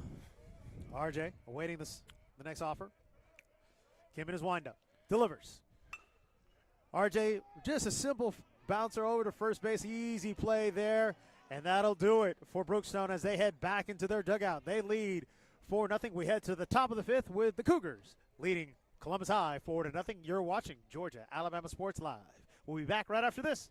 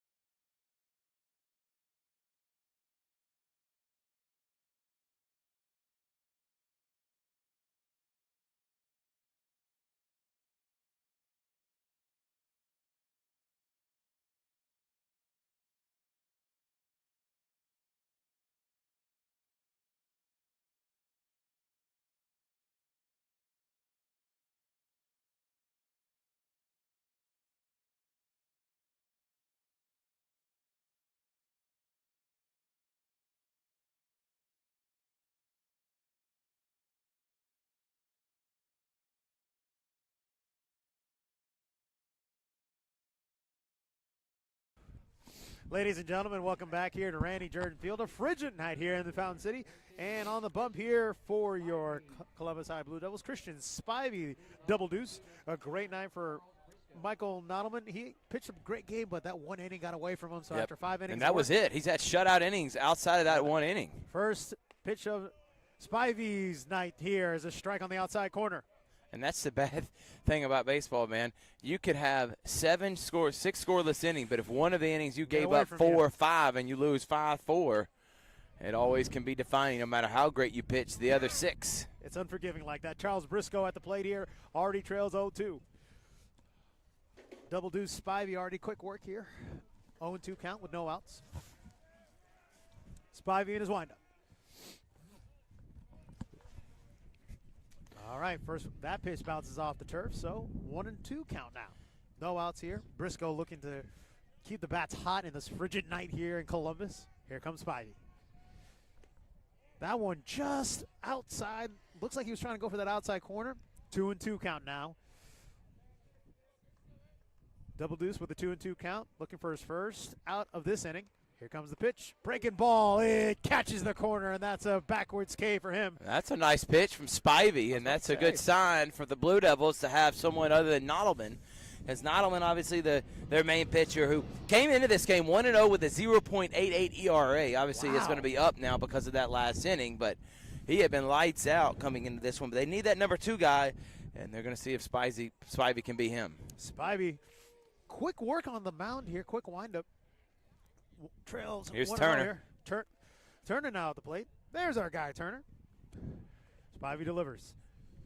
Turner, big swing on this one to right field. Looks like it should be nice and easy, but this one could make it interesting. 2 outs here for Brookstone. The aggressive bats still alive here as the temperatures start to dip here at Randy Jordan Field. By the way, it is 40 degrees, but feels like 24. Negative 15. Gotta love it. When you lose feeling in your face, it's a baseball game, folks. Spivey in his windup. Ready to deliver to Harrison Baker. Baker, first swing, wakes up the visiting dugout here as that screamer of a pitch bounces off. Brandon Neal jumped up. He had the fence right there in front of the dugout blocking it. So 0-1 count here for Spivey as he faces his third batter of this inning. Baker lays off that one. It was nice and wide. 1-1 count now. 2 outs away here for Brookstone. Spivey in his windup. Quick work here for him. Definitely a different pace compared to Nodelman. This one goes foul as well. Another visitor to a visiting.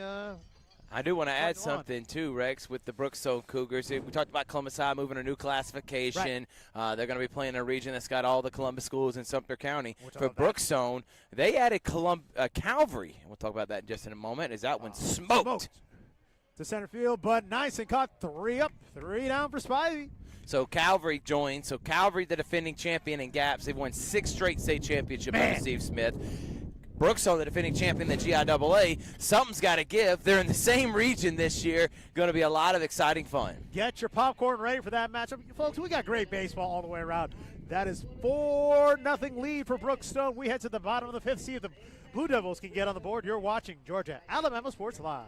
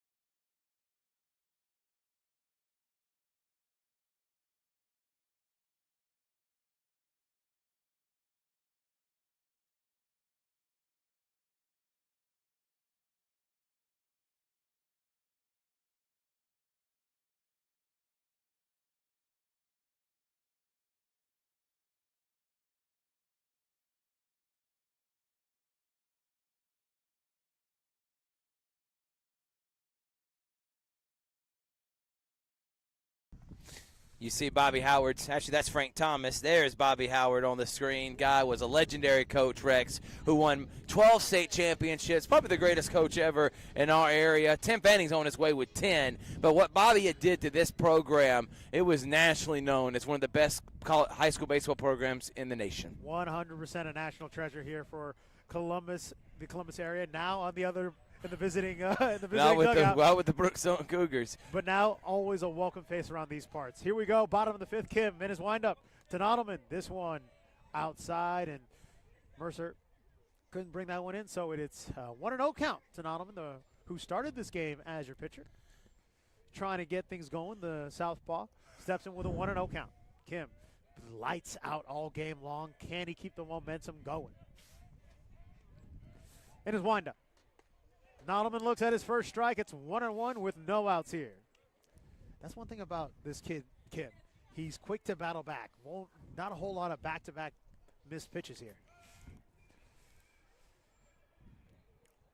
All right, 1-1 count. Kim gets a signal. Delivers. Breaking ball gets past Nodelman. 1-2 count now. And what's the unique part, too? A lot of those state championships, Chad and Greg Mathis, who are now the lead man for Columbus and Brookstone, were part of those staffs, and now they're doing great things in their own right. Man, that's fantastic to see. It's kind of a mini family reunion on both sides of the dugout. Nodelman goes after this one deep on the second base side, but nice, easy play there for Brookstone. There you have one away. I'll tell you, I've been impressed with Will Turner out there in second base. And absolutely. For Coach Greg Mathis, this is year only 3. In year 2, he turned a program around that had been a team that had been competitive but had not had great success in the last 10 to 15 years to a state championship winning team last year.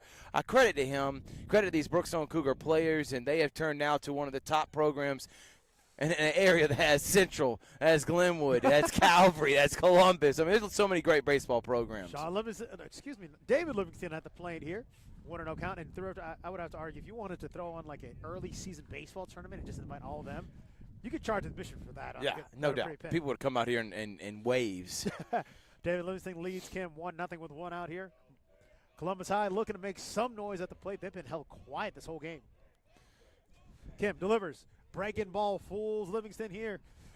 1-1 count, 1 away.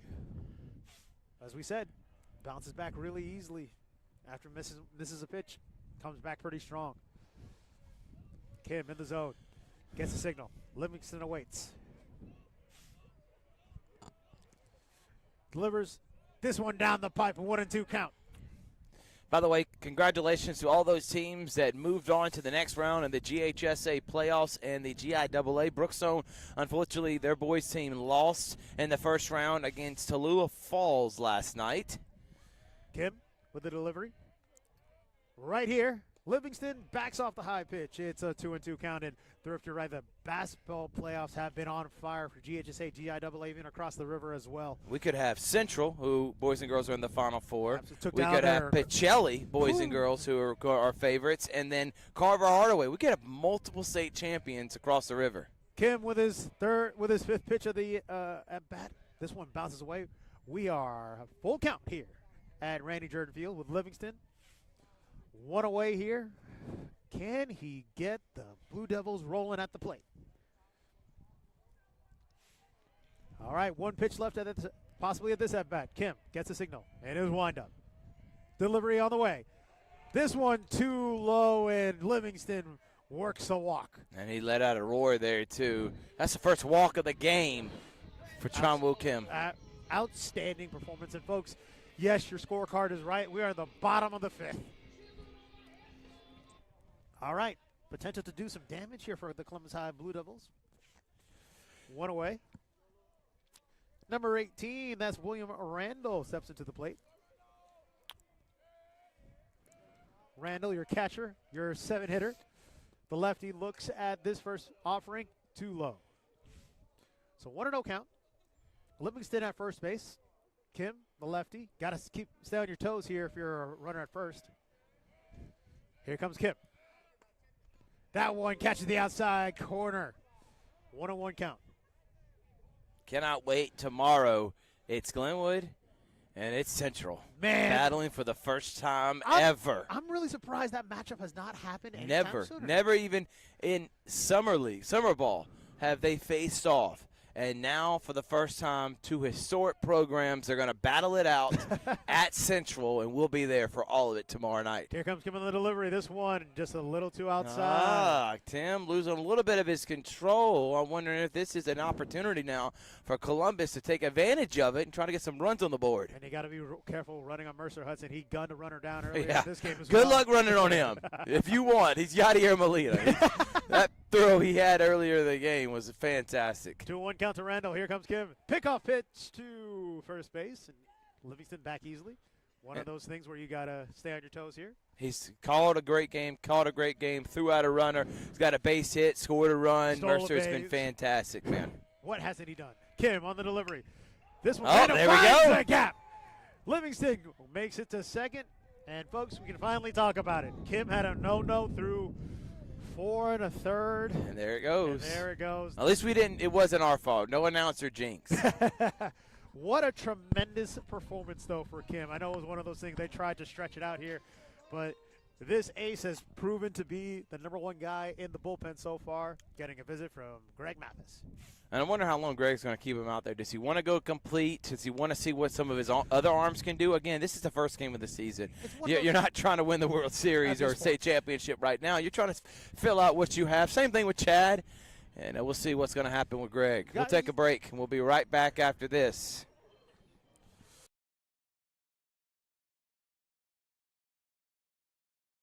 Here we go again. Hammering down high prices at Glenn Smith Chevrolet in Opelika. New Chevy Silverado 4x4 LTZ crew cabs discounted up to $13,750 off. Brand new 2025 Chevy Equinox, the compact SUV with high-tech features, discounted up to $5,000 off. Enjoy the new year with no payments until summertime. Choose from over 500 new and used vehicles on the lot or on the way. GlennSmith.com. Get ready to smile. Here, Georgia Alabama Sports Live, a great game here at Randy Jordan Field. Again, we do have a little bit of a change here. Curtis McElhaney over at first base, but Brookstone still leads 4-0. Kim bounces back here as number 27. That is David Vega at the plate. So, Brookstone still has a comfortable 4-0 lead.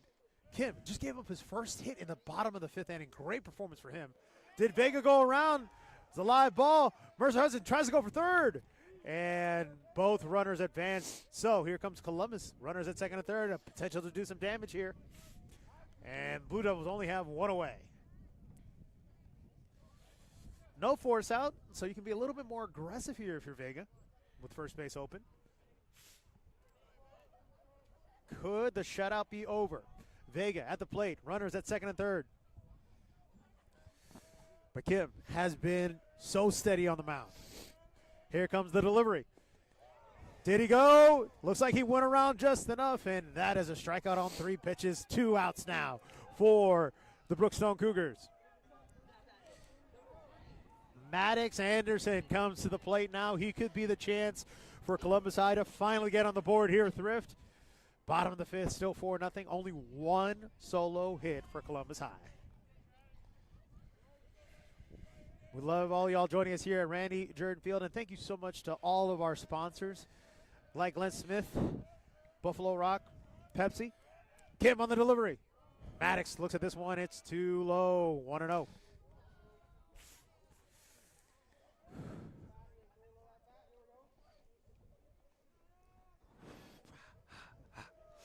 All right, here's Kim. 1-0 count. 2 away here for Columbus High. Kim, breaking ball, just misses the strike zone there, a little too high. 2-0 count now. Rare to see back-to-back ball pitches here for Kim this game around. But runners at second and third. Maddox Anderson has a chance to get Columbus on the board as the wind picks up a little bit more. Kim delivers. This one too high as well. 3-0 count now here for Anderson. All right, Mercer Hudson trying to get on the same page with his ace. He's gone 4 2/3. He's been a fantastic guy on the mound. Can he finish the deal? 3 balls, no strikes, 2 outs. Gets the signal. Kim delivers.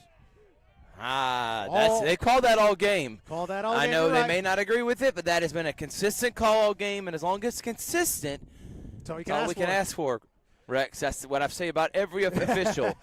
Be consistent with it, even if people don't agree with it. Be Kim. consistent. Payoff pitch. We Uh-oh. have bases full of Blue Devils. Uh-oh. Kim has shown that he's a little bit human. He's been superhuman all game long, but through 4 2/3, a little bit of a jam. How much of a slack does Coach Mathis, as we already got someone in the bullpen right now, warming up? Brendan Neal talking to his ace right now, trying to calm him down a little bit. It is getting the temperature definitely dipping. What is the forecast saying right now here, Thrift? Cold is what we can say. Cold. Little bit nippy. Yeah, we'll say a little bit nippy. Again, taking any and all blanket donations in the Georgia Alabama Sports Live broadcast area, but here we go. 2 outs. Kim trying to get out of a bases loaded jam. Here comes the pitch. Oh, what a throw from Mercer Hudson, Jamari Blackman. who leads the team in average coming in today, batting .375 on this season. That's just a guy you want at the plate if you're Columbus High. By the way, no home runs in these first 4 games for Columbus High so far. All right, well, bases loaded. 2 outs, excuse me. Now trails on 1. Time out for Jamari. Again, here come the mind games. Trying to fluster. Trying to fluster the solid Kim. ace right there. Kim leads 0-1. Bases loaded for Columbus High. This is a tremendous opportunity to get back in this game as they trail 4-0. Kim gets the signal. Delivery. Straight down Look the at pipe. that pitch, Rex. To Jamari Blackman, the best hitter or one of the best hitters so far for Columbus High. 2 outs, 2 strikes, bases loaded. This is where the fun starts here. I thought you were going to say, this is baseball. Here goes Kim. Gets the signal. Delivery. Jamari stays alive here. That Foul breaking there. ball I thought was going to get him. The fact that he was able to hit that, Stay was alive. Now impressive by Blackman. One of those things you just. One of my coaches back in the day said, "Look, I don't care if it looks ugly, just stay alive. Please, just keep it just alive. stay there." All right, Jamari steps in. No balls, 2 strikes, 2 outs, bases loaded. Yeah, great chance for Columbus High here. Kim gets the signal. Been a superstar all game long. Here's the delivery. Blackman stays off that one. That's 1-2 now. This is where the chess battle gets really fun with baseball. All right, here we go. Jamari with his .375 batting average. Can he come up with another hit here? They need a second hit here for Columbus High. Kim with the delivery. Breaking ball just missed. Ladies and gentlemen, as they say, deuces wild. 2 balls, 2 strikes, 2 outs, and Jamari has an opportunity to break this thing open. Jamari Blackman, very disciplined at the plate so far, staying aggressive. Here's Kim on the delivery. Look at that. Good old number 1 on the outside. Kim lets out a primal roar, strikes him out, bases loaded, left on board. Therefore, Columbus High, 3 runners on base, no runs, but 3 outs. So, Brookstone now leads 4-0 heading into the top of the 6th. What a performance by Kim, the ace, to get them out of that jam. You're watching Georgia Alabama Sports Live. We'll be back right after this.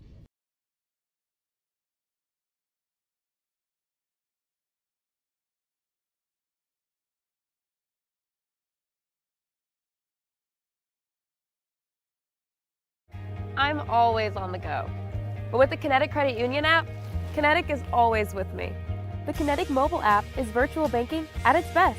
With the Kinetic mobile app, I can easily send and receive money, make a deposit, pay some bills, and I can even open up a new account, all from my phone. And I can monitor all my accounts in one place, all on the go. The Kinetic mobile app, energized banking at its best. Kinetic Credit Union, the energy for your dreams.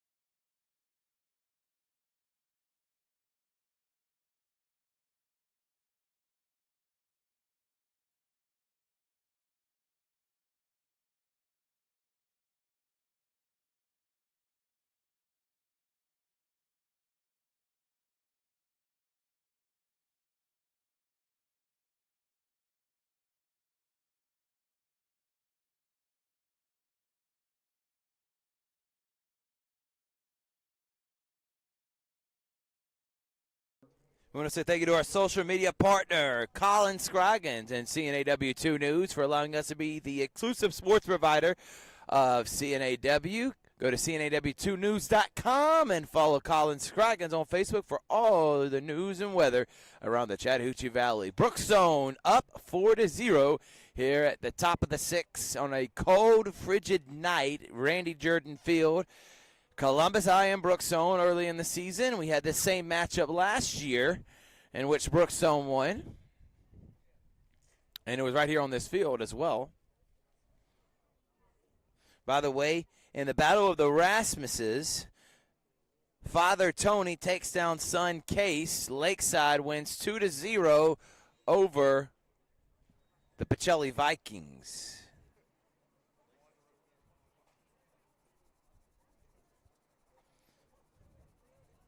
And Lakeside stays undefeated.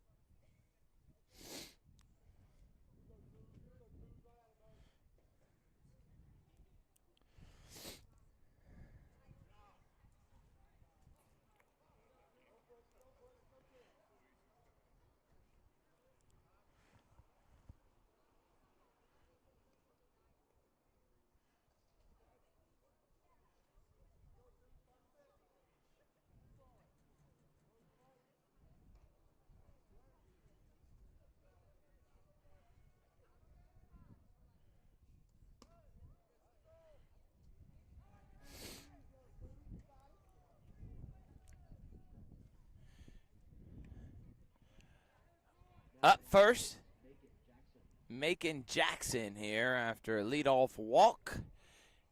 And to start the top of the 6th.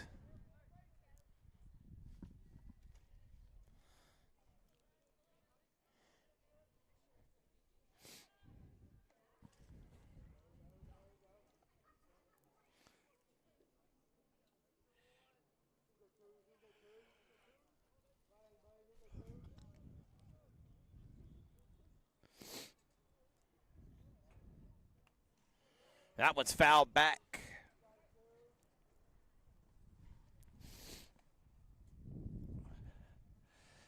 At the bat right now is the first baseman.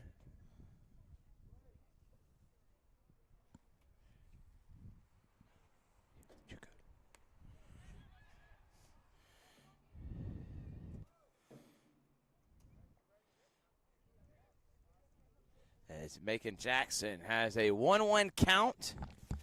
Gray Jones, who got the leadoff walk on first base. And that one's in there for ball 2. Rex is back. What's going on, folks? Had to just recharge on a little bit of hot cocoa out here. I'm going to call you the hot cocoa man. That's 3 cocos for you, dude. Man, when it's in the teens, Macon Jones looking at. Speaking of which, when you're doing the morning news, by the way, you can catch Rex Castillo every morning on WRBL News 3. Appreciate that. How many coffees do you have to get you going? So the magic is I've also found a K-Pod that has 1.75 times the caffeine. It's basically jet fuel into my veins.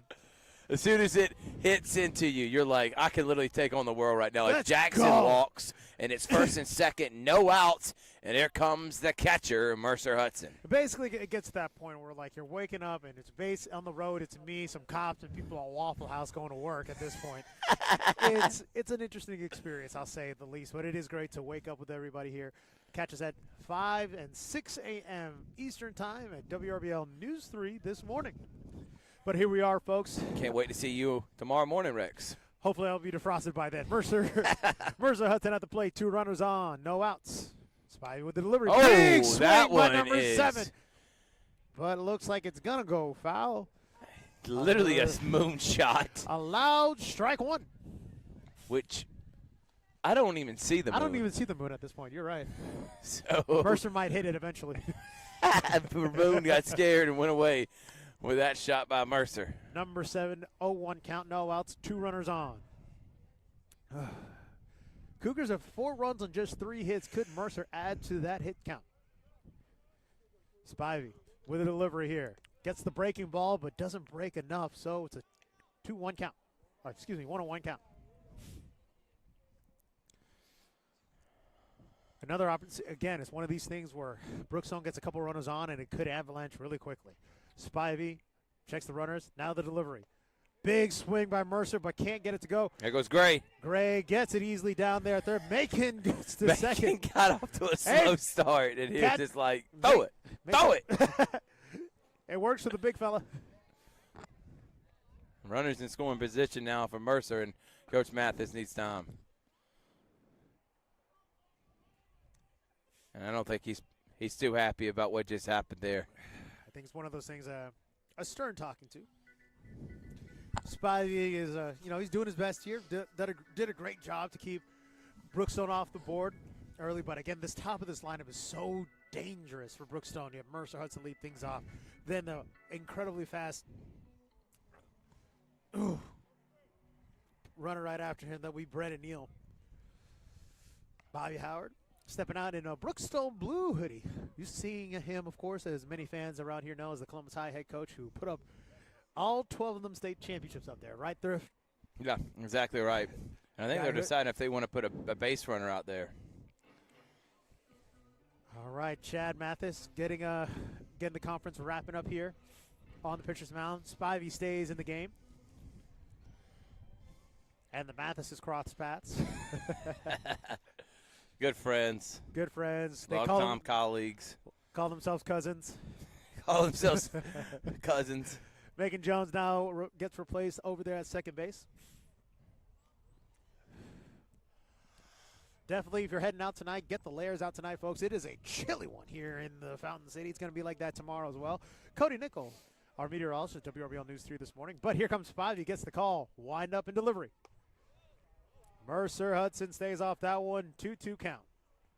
So Bobby Jeswald is the night meteorologist. He is your evening meteorologist. Good old Bobby J, as they like to call him. Bobbert.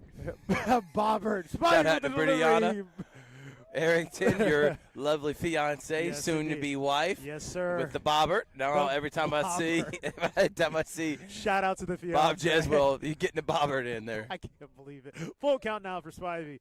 Mercer Hudson, the catcher, has 2 runners on. What a payoff pitch for Spivey. Gets number 7 swinging first out of the inning. Mercer really wanted that one. Yeah, Brendan Neal now steps up the super fast, the speed demon on the base paths here for Brookstone. If he gets on, get ready to deal with some chaos.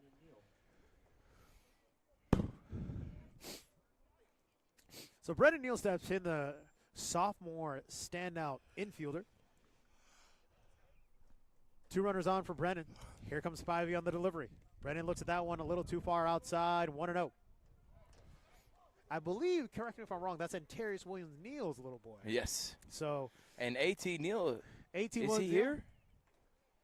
No, he's too busy staying warm in his like a Mercedes or something like that. Shout out to A.T. Brendan Neal, great. And they're going to walk him. A great dangerous weapon out there, and he kind of saw the side there that, yep, sorry kid, you're getting 4 balls and a walk. Now the bases are loaded, and so Maxwell Jones got to respond with that, because they're basically saying we'd rather face you than a Brennan Neal. So you got to see it. I kind of took that. I've been in that position before where I had a great hitter in front of me, and they wanted to come to me instead. I'm like, all right, do what you want to do. But Maxwell Jones up now, bases loaded, another opportunity to get a whole bunch of runs on the board. Or could Spivey get the double play ball to get them out of this one? 6 innings in the book so far, and Brookstone leads 4-0. Spivey on the delivery. Just a bit outside, 1-0 count. Rest in peace to the great Bob Ueckert, of course. Rest in peace. Great commentator and hilarious voice of the Cleveland Indians in Major League, the movie. One of the best sports movies of all time. Exactly. Spivey on the delivery this time. Misses the outside corner on this one as well. 2-0 count. Spivey digging himself into a little bit of a hole here, because last thing you need is to give this team more runs for Brookstone. Jones steps in. Spivey winds it up. On the delivery. Big swing there, so first strike of the at-bat here, 2-1 count. Spivey coming in for a relief for Nottingham. Michael Nottleman won 4 innings, gave up those 4 runs. 1 bad inning cost it. And what a pitch by Spivey. Breaking ball catches the outside corner, 2-2 count. Want to again thank everybody for watching us right here at Georgia Alabama Sports Live. Thank you to all of our sponsors for making this happen. We love giving you the action here for all the great talent around the area. Spivey, 2-2 count, 1 away. Here comes the delivery. Bounces off the turf. Folks, we got a full count with 1 out here with the bases loaded. Either a strikeout, a hit, or another run for Brookstone. Could be an interesting final pitch here. Spivey winds it up. On the delivery. Just missed inside, so that brings Gray Jones home. And, folks, Brookstone adds on to their lead 5-0 over Columbus High. Oof. Luke Lowry up to bat now. Spivey still has the bases loaded with just 1 out. Here comes the pitch. Lowry looks at a ball that goes outside, so 1-0 count. Brookstone has this incredible ability to make things avalanche, folks, and it is a dangerous, dangerous tactic that they have. Everyone's so disciplined at the plate. Spivey, 1-0 count to the batter, and this one bounces off the turf as well. Luke Lowry ahead on a 2-0 count with just 1 out now. Looking to add and create more chaos here for the Brookstone Cougars, adding on to that 5-0 lead. Spivey on the delivery. This one goes up the middle. Can they turn it? 4-6-3. No, it's just a 1 out coming back home. And Brookstone gets 2 runs in as Neal comes on home. Here goes Lowry, turns that into a double. We got 3 more runs in this inning, so make it 8-0.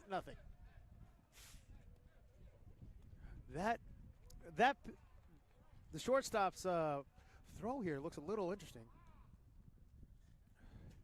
Maddox Anderson couldn't get that ball out. Looks like Chad Mathis is going to make a case for interference here.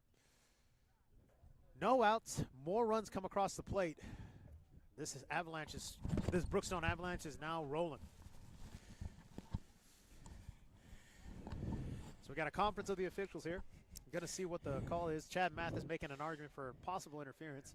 Because multiple runs, though, came in. And remember, they do run rule. I think it's 8 after 6, so that could be in contention right now. All right. If they count those runs. That would put them, I believe, at 7. Yeah. Chad Mathis speaking with the officials here.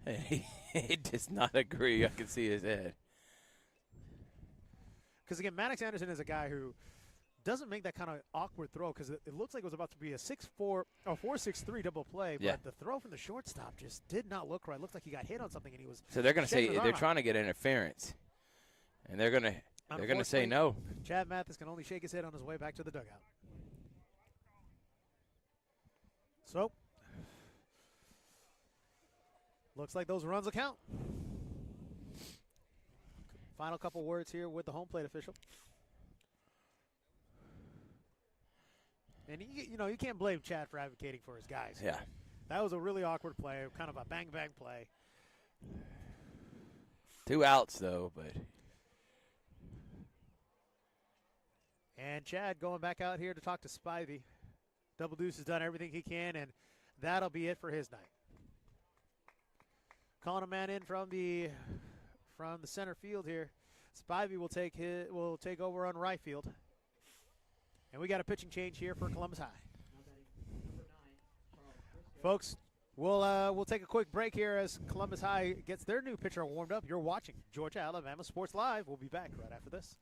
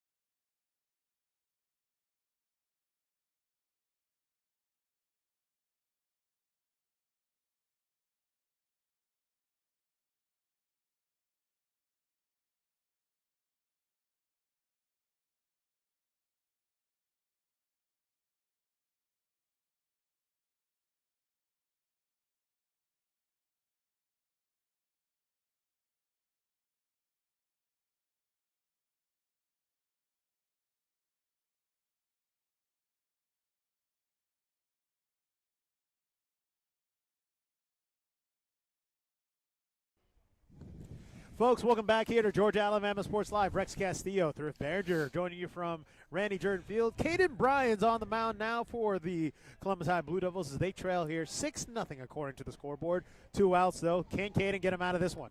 First pitch outside here for Briscoe. 1-0 count. This is a lineup that is so dangerous from top to bottom. Dangerous at any point. I think the Brookstone Avalanche is a perfect way to describe it. Charles Briscoe swings on the second pitch. It's a fly ball. Could someone get to it? A little bit of a Bermuda Triangle. He caught it. He caught it out of in foul territory. Oh, hold on. Did he drop it? Did he We catch can't see it, but nope, he did drop it. He did there. drop it. Okay. Okay, because I couldn't see because the press box started getting in our way. It was right on the outside, right by the fence. Would have been a tough play either way. Good effort. That's one of the harder plays where you got to track it over your shoulder. Yes, Make sure and then you look it up and you see you're seeing the lights. You don't know which way your glove has to go, but an eventful strike one. Charles Briscoe, 1-1 count, 2 outs here with a runner on second. They lead 8-0, the correct score here. Caden Byron's. This one is a shot of single out to right field. Would this run come on home? Yep. Make it 9-0 Brookstone at this point. It's just an avalanche right now. The Brookstone Avalanche is in full effect, folks. And we may not be playing 7 innings. That's very fair. A great showing for Brookstone, one of these teams that, like, again, you can't give them anything at this point. Their one hit can turn into 4 runs just like that. Easily. All right, folks, so 9-0 now for Brookstone. At the plate, we have a runner on. That would be one Will Turner at the plate. Stays off this offering, so it's 1-0. It's been cold, but we've had a lot of fun here. We definitely have. Chock full of cocoa. We're trying to stay brave the elements here. 2-0 now to Will Turner. It's one of these games where, it's classy programs, great talent on both sides. Just Brookstone and their season opener. What a performance for them. Caden Byron's gets the signal, checks the runner. The lefty now comes to the plate. That one goes up the middle, and oh wow! Oh no, just all thumbs at second base there for Axel, and he hates that as well. That could have easily been the end of the inning, but now Brookstone has 2 runners on as Harrison Baker now has a chance to add more to the Brookstone lead. It's 8-0 right now. So that run was 8. So it was 7 before that run. So it's 8-0. This one, a high fly ball to the right side. Could Nottingham make the play? He does, and that wraps up an eventful 4-run inning again for Brookstone. They lead 8-0 as we head to the bottom of the 6th. Great performance for Brookstone. Can Columbus High get on the board? We'll find out. You're watching Georgia Alabama Sports Live. We'll be back after this.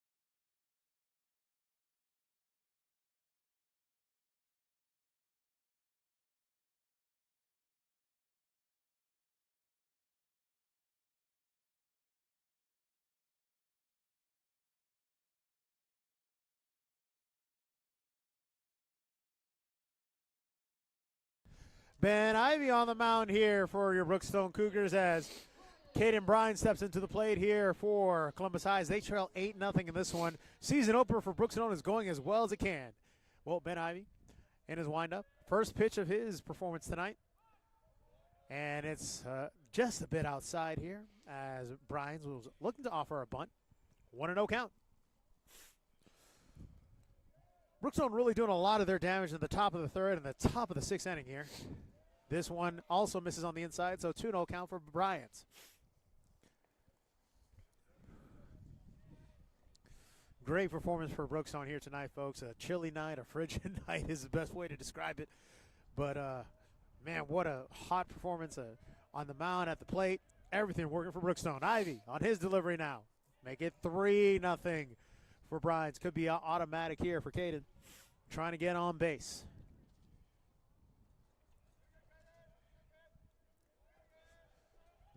So Caden waiting for this pitch now. This one finds the strike zone. It's a 3-1 count. Ben Ivy finally gets gets his first strike of the game. Can he battle back from a 3-1 count? Bryans waits for this one. This one too low as well, so he'll get on base.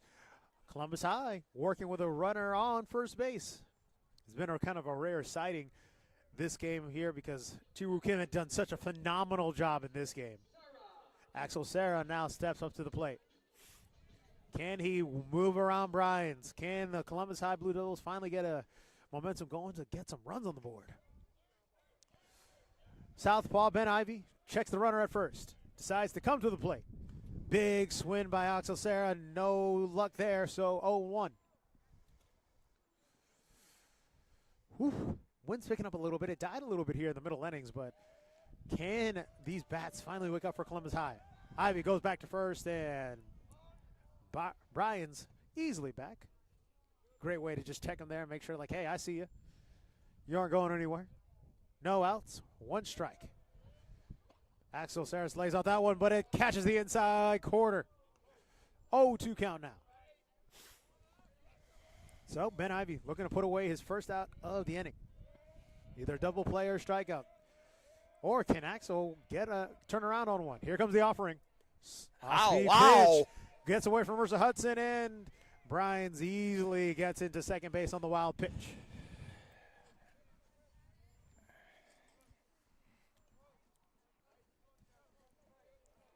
All right, folks. Here comes Axel as a man in scoring position. 1-2 count. That breaking ball doesn't find the strike zone, so it's a 2-2 count now. Runner on second base. Could be an interesting turn of events here.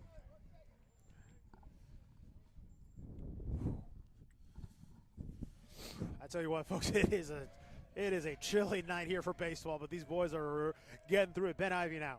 Runner on second. 2 strikes. No outs. And this one gets past Mercer Hudson as well. Bryans stands up on third base. So it's a walk here for Axel Serra. So runners of the corners now for Ben Ivy.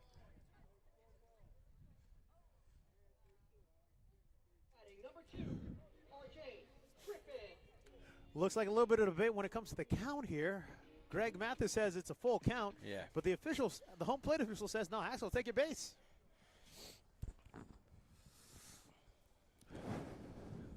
So discussion to be had here about what's going on with our base runner situation. Could it be runners of the corners, or does Axel come on back home?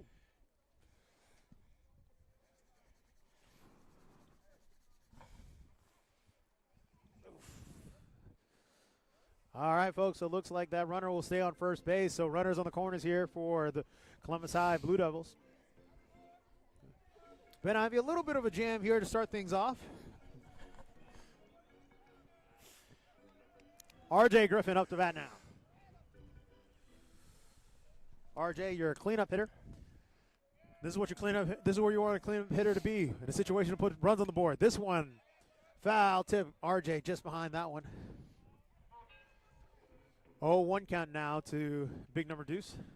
Big Number 2 trying to get things going here for Columbus High. Wake up the bats and let's get some runs on the board. But Columbus High has runners on the corners. Can Ben Ivy keep the shutout going?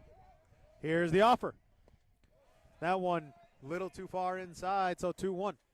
Oh, excuse me, 1-1. RJ steps up. Again, the cleanup hitter trying to get a crooked number up there for Columbus High. This offering can't catch up with it, turns around too late, so it's a 1-2 count with no outs now. Again, we want to thank all y'all for joining us right here at Georgia Alabama Sports Live. All of our sponsors who make this possible. 1-2 count now. RJ waiting on this one. Breaking ball. Fools him just a little bit, but he stays live on the foul tip.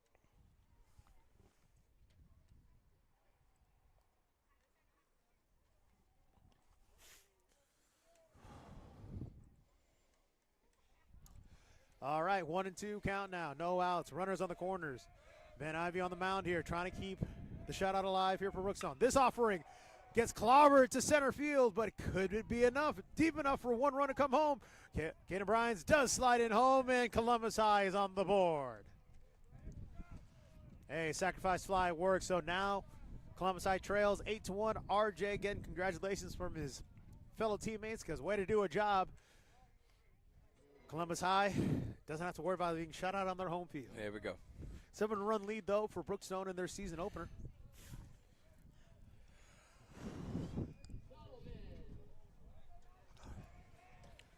Michael Nottman, the man who started off on the mound here for Columbus High. Oh, what a pitch. Great breaking ball by Ben Ivy.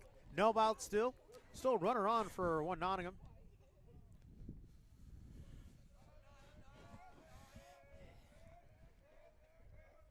So here comes the 0-1 delivery.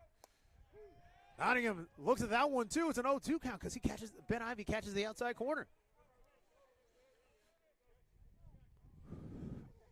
So here we go. Nottingham. There goes the runner for Columbus High. And Axel Sarah will stay up. Nottingham stays off of that one, so it's a 1-2 count.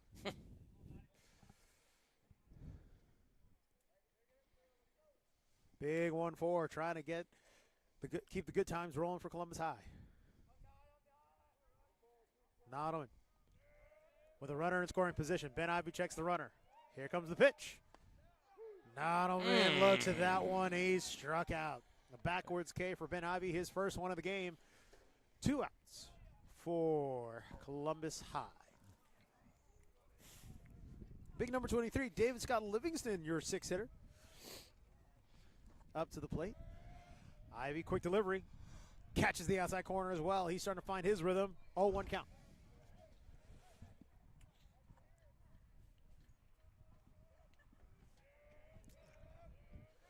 Ivy with his pitch. Livingston lets it go, and Axel Sarah gets to third base on another wild pitch. 2 outs here, 1-1 count. Look, it might not win you a 7. It might not be a 7-run swing, but it can chip away, right? Yeah, down 7 right here. If you can get a run, get it to 5. I get it to 6, excuse me. My math ain't mathing. Sorry, it's cold. Or, just a fly rock, getting myself a touchdown here. Ben Ivy with a delivery, big all-speed swing. pitch right there. Got him swinging. You know that Livingston wanted every bit of that one to smack it over a wall here.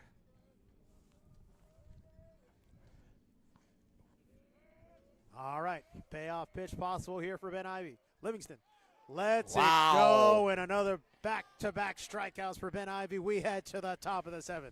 You're watching Georgia Alabama Sports Live. We'll be back right after this.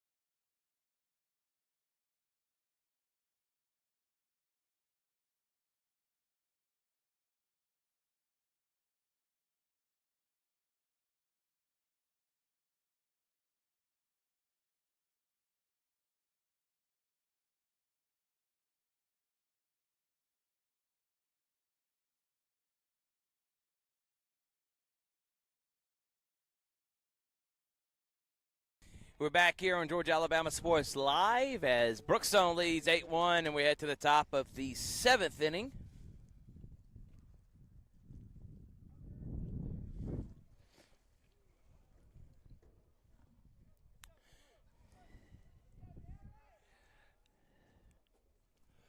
And that one is outside for ball one. Brookstone put 4 on the board in the third, put 4 on the board last inning, and they lead 8-1.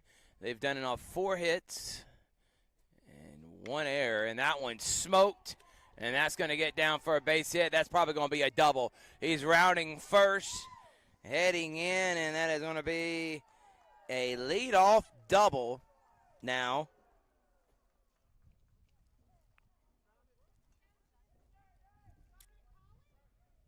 For Gray Jones, as Megan Jackson will come up to bat.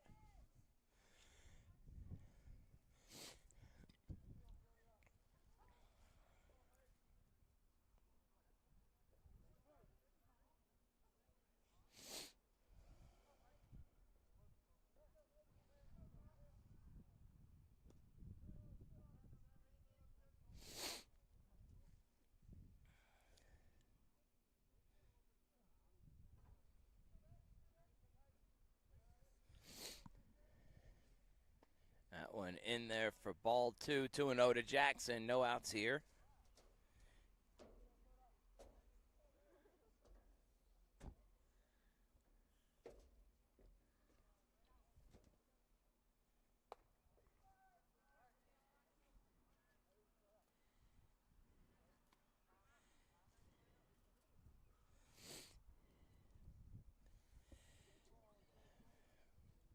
Rex and Thrift and Rex, however you want to say it. Having a lot of fun, even though we've been freezing. Rex, welcome back. Hey, folks, how y'all doing? That cocoa caught up to you. It finally took the third cocoa for me to Finally had to make that hit bathroom break. Top of the 7th here, 8-1 lead for Brookstone as Mercer Hudson, the leadoff, takes his place in the batter's box. 2 runners on here for Brookstone. Again, this Brookstone Avalanche just doesn't quit. Caden Byron's with the delivery. Mercer lets that one go. 1-0 count. So that's one of the things I've been most impressed here at Thrift is the absolute explosiveness of this lineup and how quickly things can escalate. All right. Caden checks the runner at second and doesn't throw, so we'll reset. 1-0 count here to Mercer.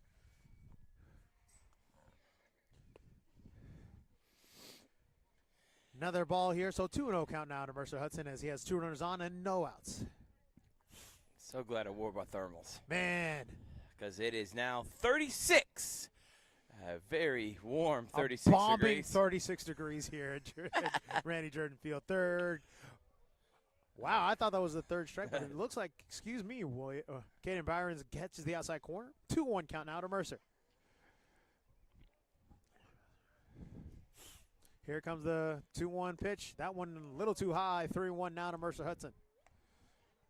Mercer 1 for 3 on the day. Had some loud strikes head out of the ballpark on the foul territory side. This one, speaking of loud fouls, that one's heading into the front lawn. And or there it off goes the roof. off the roof of a house. Oh, nope, that hit a truck. Thankfully, it wasn't my truck. Good thing that Richard Holders didn't drive the Benz today. Getting Bryans now with the full count. Payoff pitch is way too high. So bases are loaded for bases loaded now, full of Brookstone Cougars, and, well, the dangerous Brennan Neal now at the plate. And he got an intentional walk last time, folks. Nowhere to walk him now.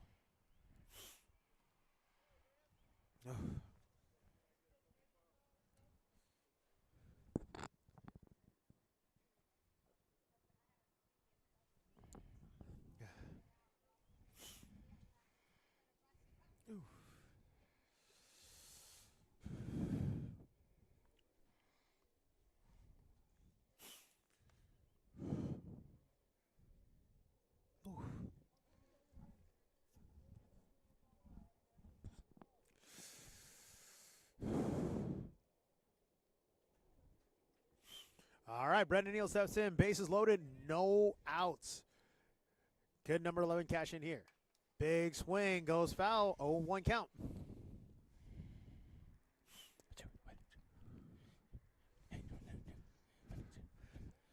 So Caden Bryant finds himself in a bit of a jam here. Can he pitch his way out of it? Because the Brookstone Cougars already up 8-1. Could add more with one swing. That one just outside. Here we are. 1-1 count. No outs here for the Columbus High for the Brookstone Cougars here at this point, and Brendan Neal looking to add even more runs to that total. Here comes the pitch. Big fly out to center field. Looks like it could just be an easy fly out here. One out, but looks like one run will come home for Brookstone. Make it 9-1 Brookstone at that point. So, sac fly cashes in an RBI for one Brendan Neal. One out here for Brookstone. Whew.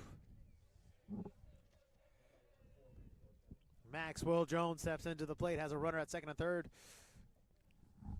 with just one out here. By the way, we're going to be just as cold tomorrow night for that Glenwood Central game. Outstanding. This is where we're going to bring out the industrial heater. We got to bring something out. Oh, I think I need to finally invest in some winter boots here, boys. I'm with you on that. Caden Bryans now with the offering. He trails in this count 1-0, but has one out. There goes a strike. A couple more of those there for Maxwell Jones. He faces a 1-1 count.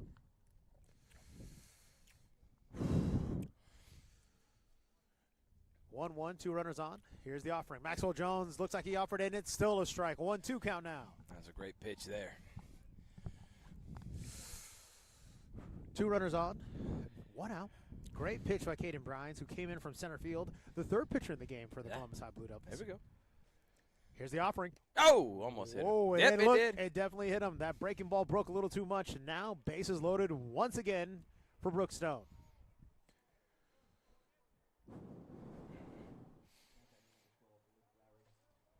Luke Lowry up to the plate now. One out. Bases full of Brookstone Cougars. Caden Bryans, and once again another jam. Minimize the damage when Brendan Neal was at the plate with a pop out. Could use another one here. This pitch too far outside. 1-0 count now to Luke Lowry. He gets some final instructions from Greg Mathis on his batting stance. Here comes the offering. Neal turns around on this one. Looks like it's going to drop for a base hit. At least one run will score. Here comes another Brookstone Cougar. Make it 2. Can we make it 3? Nope. Luke Lowry with a single. 2 RBI single. Make it 10-1 Brookstone. Or 11-1 Brookstone, excuse me. 4 runs last inning. 3 runs this inning.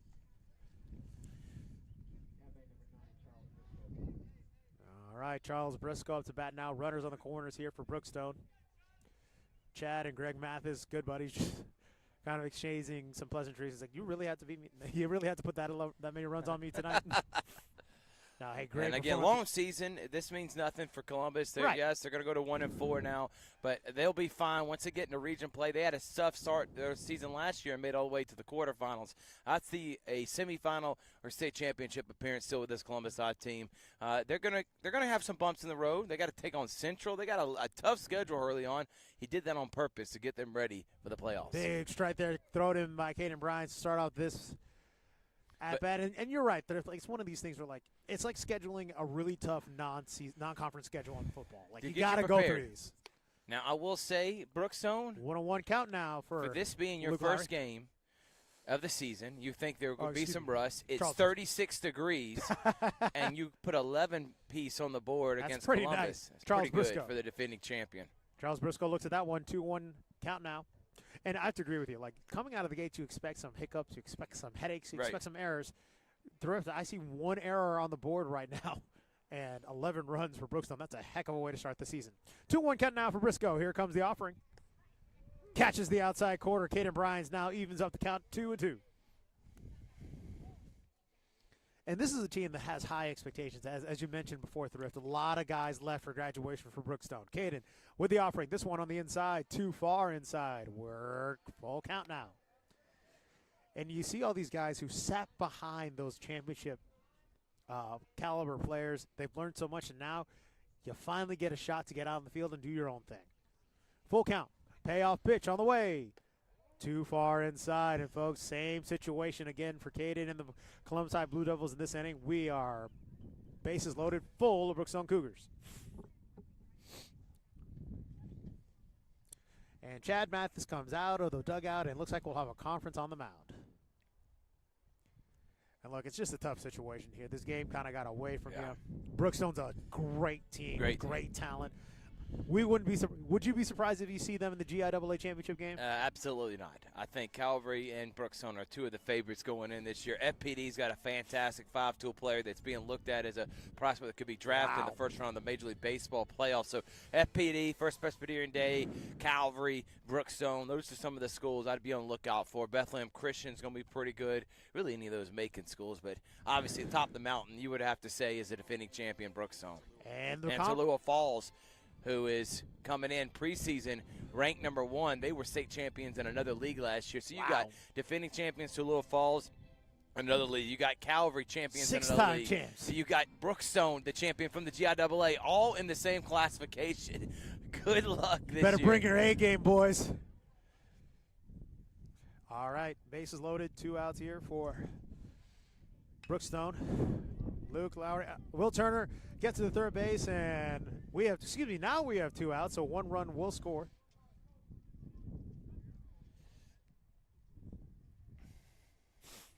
Make it 12-1 Brookstone at this point. Harrison Baker at the plate. He has a runner at first and second. This is where Brookstone loves to do that double steal. They pulled it off twice this game so far.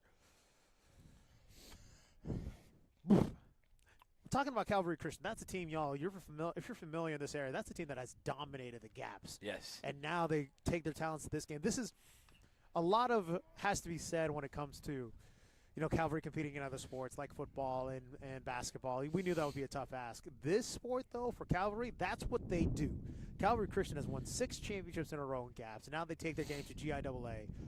I don't know about y'all, but when you kind of fantasy book matchups here in Columbus, that's one of the ones. How would Calvary do against all these bigger schools? And they've done pretty well. We're gonna know.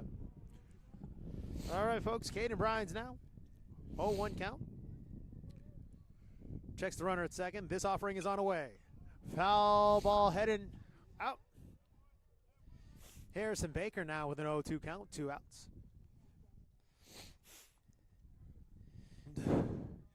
Definitely a frigid night here. We're down in the 30s. It feels a whole lot colder than that. So Harrison, 0-2 count, looks to fight it off. Caden Bryans checks the runner at second. And that one is a wild pitch. Once again, Brookstone runners advance to second and third. I believe that's the 3rd time they've done it tonight, Thrift. Staying aggressive, causing chaos on the base paths. Every single time, man. 1-2 count now to Harrison. 2 outs. Caden with the offer. This one looked good. Oh, close on the outside corner, but Blue says it was a little too far outside, so Harrison Baker with a 2 count. 2 strikes, 2 outs.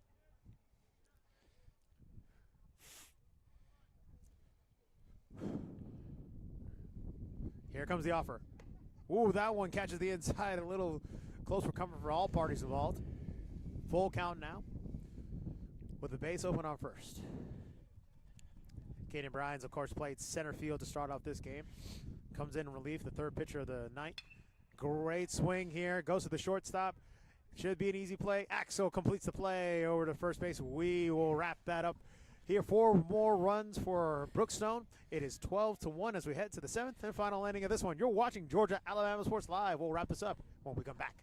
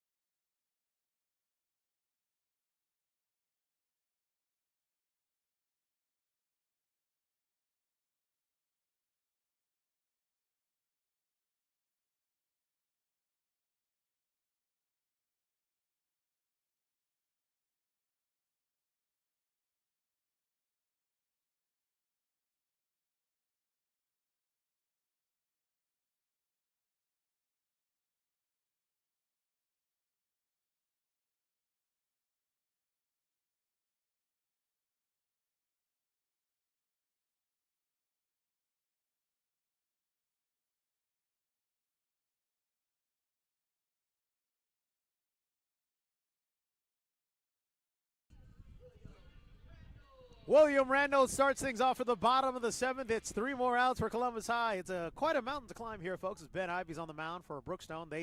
Brookstone Cougars lead 12-1. Here's the first offering. Check swing for Randall. It's an 0-1 count. Again, as Thrift and I mentioned throughout this broadcast here, this has been a tremendous showing for Brookstone. Defending state champions, a lot of talents left for graduation, but here they are showing out again. 12 runs on the board as Randall fights this one off. 0-2 count now. A great job for Brookstone and Greg Mathis and his crew. For Chad Mathis, this was a tough ask. Look, it's a great team, a team that could absolutely win the state championship at this point again. And you want these tough tests to get you ready for region. Another swing here for Randall. This kid has been super aggressive at this point. And ladies and gentlemen, joining me on the broadcast, and now it's a little bit of R&R. Richard Holders putting on the headset as Thrift Behringer had stepped out for a little bit. Richard, what has impressed you so far about this matchup? Oh, this Brookstone team is picking up where they left off, the defending GIAA champions. Hold on, Ben Ivy with a breaking ball gets Randall to strike out. First one gone. We have 2 more outs for the Blue Devils. I tell you what, Rex, I really, as I've been sitting back and producing this very long baseball game, it's like 36 degrees outside. I really enjoyed just you and Thrift calling this game, and it's been a treat. I appreciate you. David Vega now takes the first strike, 0-1 count. Amigos, look, when you're a producer, you have a lot of leg work to do because you are behind the scenes, but they make it work, and Richard has braved the elements with us. Vega swings on this one. It's an 0-2 count now, 1 away. Ben Ivy working pretty fast here on the mound, trying to wrap this thing up. But, again, I agree with you here, Richard, is that this Brookstone team has had a lot of talent. People may not recognize the faces, or a lot of them, but they played behind those championship those starters, and now they get their chance to strut their stuff. Ivy with the delivery. Vega swings. That one is fought off for a foul ball as well. Well, they don't just rebuild, they reload. I mean, look at Cole Stanzel, Madden Dismute, Taft Middleton. Those were all on their championship team last year.